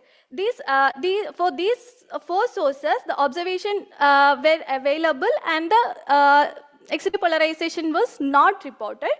In that case, for the further analysis, I'm taking Markarian 421 and 3C454.3. Why? Because these two belongs to 2 classes of AGA blazars. One is Markarian 421, as we know, that's a BLAC object, FSRQ object 3C454.3. So we have to see how the polarization is different for these 2 category of blazars. So what we found that for Markarian 421, during the observation of 6th December 2023, we detected an X-ray polarization of 8.5% with a polarization angle of 10.6 degree. Okay, but in the case of 3C454.3, I don't exactly remember the date, June 2022, so the polarization was not able to detect. Only for the BLAC object, we were able to detect the polarization. This was consistent with all the previous observation with FSRQ object. None of the IXPE observed FSRQ objects were not able to detect significant polarization as of now. So in the case of Markarian 421, there is currently 6 observations available. Among that, the range, I don't remember, that's 15 to 10% was the previous 4 observation. The latest observation, which is I mentioned previously, that we got 8.5, and that value was the lowest among the all observation. And also for this Markarian 421, there was a trend for the polarization angle. It was continuously changing. If we have 6 observation, we got 6 polarization angle. So the trend was happening for the source. Also, we had a simultaneous optical polarization observation for Markarian 421 during the 6th December 2023 epoch, using IMPOL, which is situated Aries Nainital, and we got polarization degree ranging from, optical polarization degree ranging from 3.1 to 4.3 in BVR bands. So actually the optical polarization is less compared to X-ray polarization. And this is in agreement with previous results with the IXPE. For Markarian 421, Markarian 501, 1S1959, 650, PKS2155 minus 304. For all the candidates, we got compared to less polarization in optical compared to the X-ray polarization. For the next step, so here the trend is the polarization is increasing with the energy. Optical is having low polarization and X-ray is having a higher polarization. Then we try to model the spectral energy distribution of a Markarian 421 consistent with the polarization result. For that, what we are assumed that the shock is, the emission region is located around the shock front. Then the electrons are accelerated at the shock front. Then they are advected into the jet medium by losing their energy. In that case, what we can see that due to the shock compression, the magnetic field around the shock front will be aligned, and the synchrotron radiation, which is near to the shock front, will be more polarized. In that case, the X-rays having higher energy, which is accelerated at the shock front, and it will be having a higher polarization compared to the lower energy optical particles, optical radiation, which is accelerated at the farther away the jet. So using that model, we were able to reproduce the synchrotron part of the ACD, and it's not there. So we were able to reproduce the ACD with magnetic field value of around 0.1 Gauss, and the Doppler factor was around 20. So I think last slide is there. Okay. So coming to the conclusion, we can differentiate between leptonic and hadronic model using the X-ray polarization measurements. As of now, we only have the significant polarization detection for the BLAC object, including Markarian 421 and Markarian 501. From the Markarian 421 observation, we found that optical polarization is lower compared to the X-ray polarization, and this polarization was increasing with energy. This indicates an energy stratified jet. That was I'm explaining, where the high energy or the X-ray is originating near the shock front. So the energy stratification suggests that the electrons are accelerated at the shock front with high energy X-rays originating near the shock. So in conclusion, if we have further observations of this laser sources, we may get clear idea about the high energy polarization or the high energy emission from the blazars. Also, one more thing is that in Markarian 421, or in the case of HSP blazars, the synchrotron, the X-ray emission is coming in the synchrotron part. So they will be giving almost identical prediction for the X-ray polarization. Maybe in that case, we won't be able to come to a proper conclusion to differentiate the leptonic and hadronic model. For that, we need the polarization from FSRQ object, where the X-ray emission is in the inverse component part, or in the upward portion of the high energy hump. So we are expecting more results from the IXPE, and maybe if you are getting the gamma ray polarization, it would be very useful to come to a conclusion regarding the model differentiation. Thank This you is, so thank you, much. slide. A loud applause for improvisation there. Congratulations for knowing all those numbers by heart. Thank you. And making a very clear presentation out of the blue. Okay, one has the question. Sorry, I have the projector.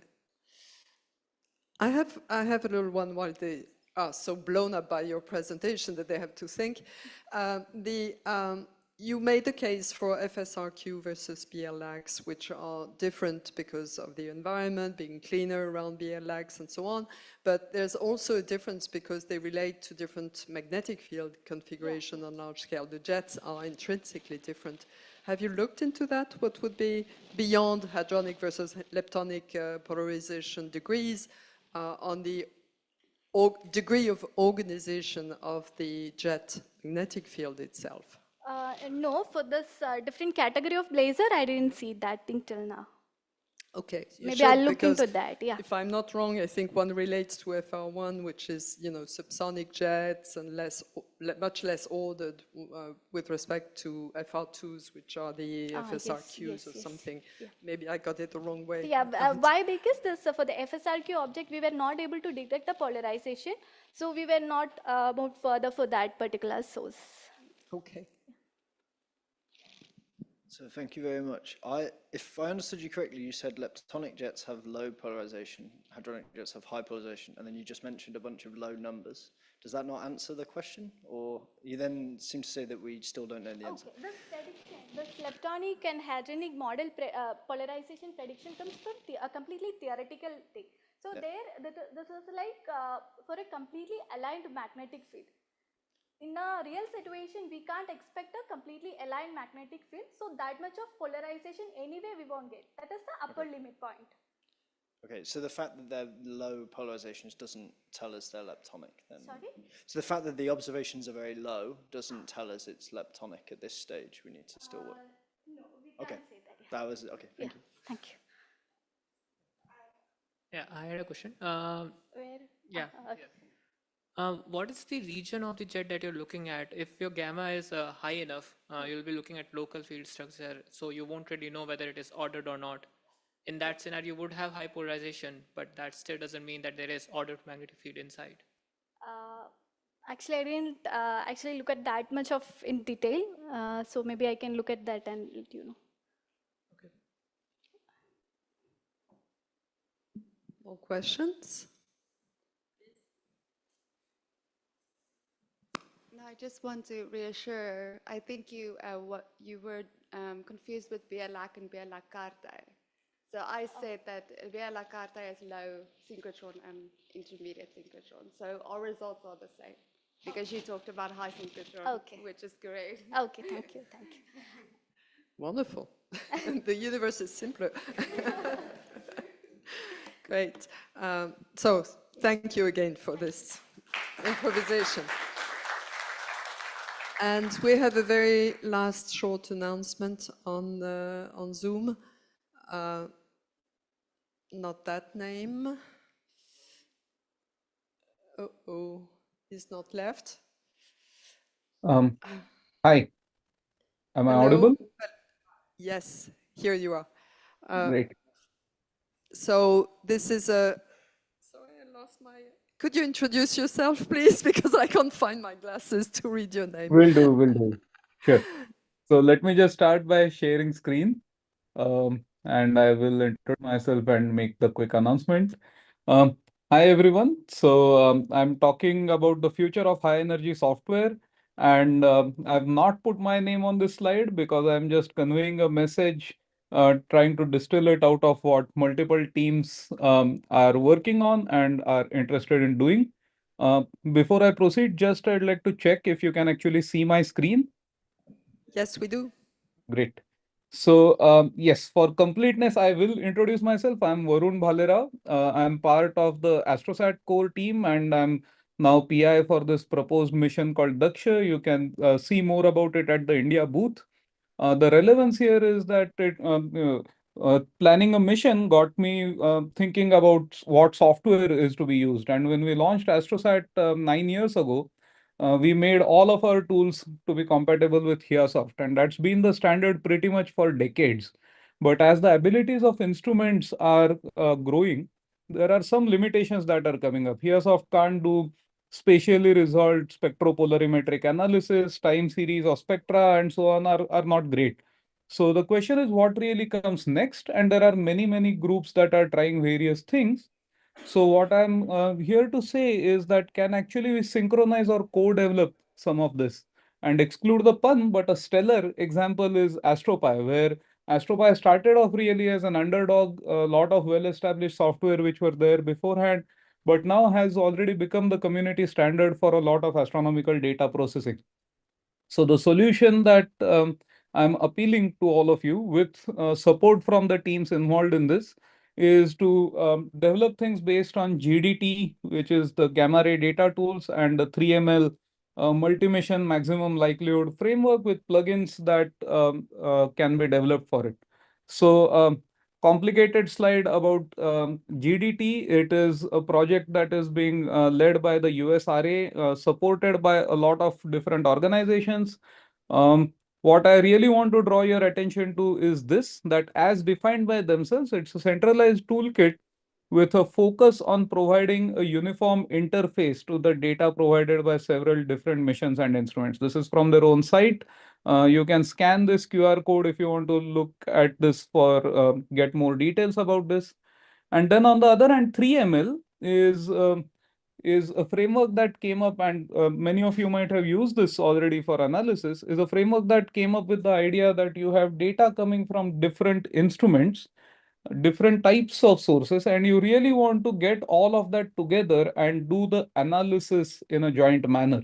We've heard a lot of XP talks today, for example, and if you want to do spectropolarimetric analysis, or you will hear more about GRBs and other things, you heard from Sujay Mate earlier today. So for these kind of analysis, the analysis software should actually be broad and agnostic towards where the data is coming from. And the details can then come in the form of plugins, which can actually be written for any kind of instrument or mission out there. And there's a large number of it that have already been written. Okay, in particular, the standard OGIP compliant, so the standard high energy FITS files compliant instruments are already something that work with 3ML. We have heard a lot of XP talks today, and that is already included, for example, and a lot of new plugins are in the work. So I'll just give one example. You heard about this from Sujay's talk earlier today, that the AstroSat CZTI team and the Polar team got together and said we need to do joint analysis of our GRBs. Utkarsh Pathak will give a talk about this on Monday. But for this team, we then chose PolPy as the plugin that is to be written for 3ML so that we can all work in a standardized framework. Now, I'm putting the photos of these three guys because they are all present there in the audience. So if you want to talk more about this initiative and how we are going about with things, then please go and talk to them. I would also like to add here that the Indian community actually is committing towards using more of these software going forward. So this is where I'll end the announcement, that this is essentially a call to action, saying that instead of diverging in how every mission is developing its own software and analysis tools, can we develop our tools that come with these suite of software based on GDT and 3ML? These are both supported in long term by funding agencies, so they are open source projects. So community support coming in will also be easier.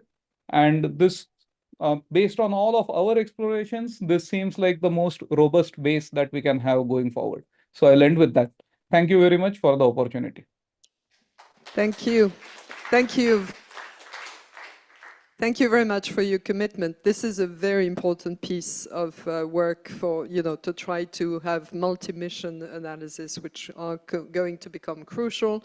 I see you listed Gamma Pi at the end. There are big teams behind Gamma Pi for joining the GV and TV and eventually the X-rays too. So if you could team up with them and try to do not a GDT versus Gamma Pi.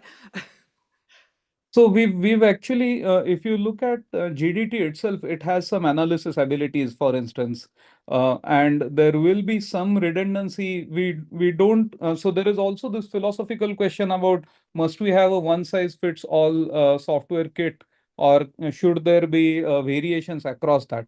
But in the discussions we have had with people from GDT and 3ML, both the teams basically have committed that the software will play nicely with each other.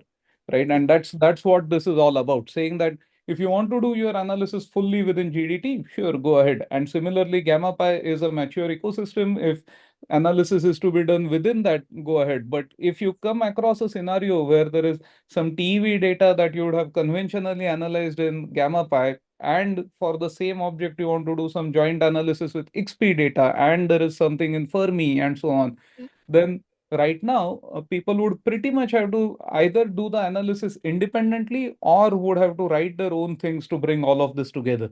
Yeah, so the idea exactly. here is to have this underlying framework which will make life easier for everyone, to ensure things are cross-compatible. For example, that's what Sujay's talk about the polarization standard format was.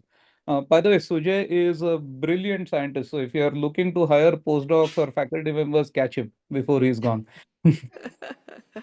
Thank you anyway for that commitment, because we need people like you and your Thank you. small team to really work on that.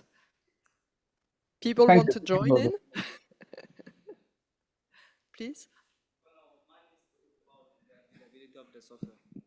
I just want to ask one quick question, because I saw that you mentioned a number of softwares and some of them are very essential, especially for somebody who's ranging from one physics and then moving to another. So I just wanted to find out, when will these softwares be available? So all of these are already available. GDT and 3ML, I can actually load up the slides again. I had QR codes there, so let me do that.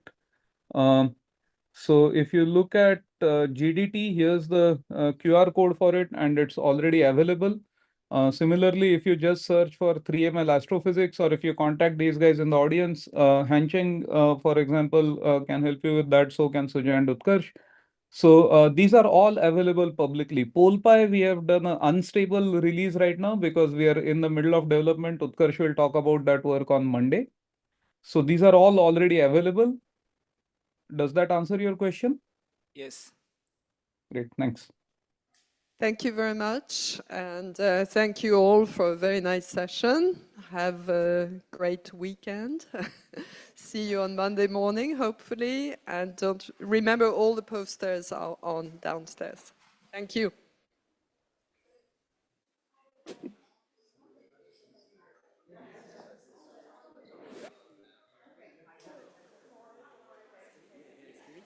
So his presentation is. Sorry, I need to read. Okay, so this is this Division D. Division D. So the first PhD prize. Yeah.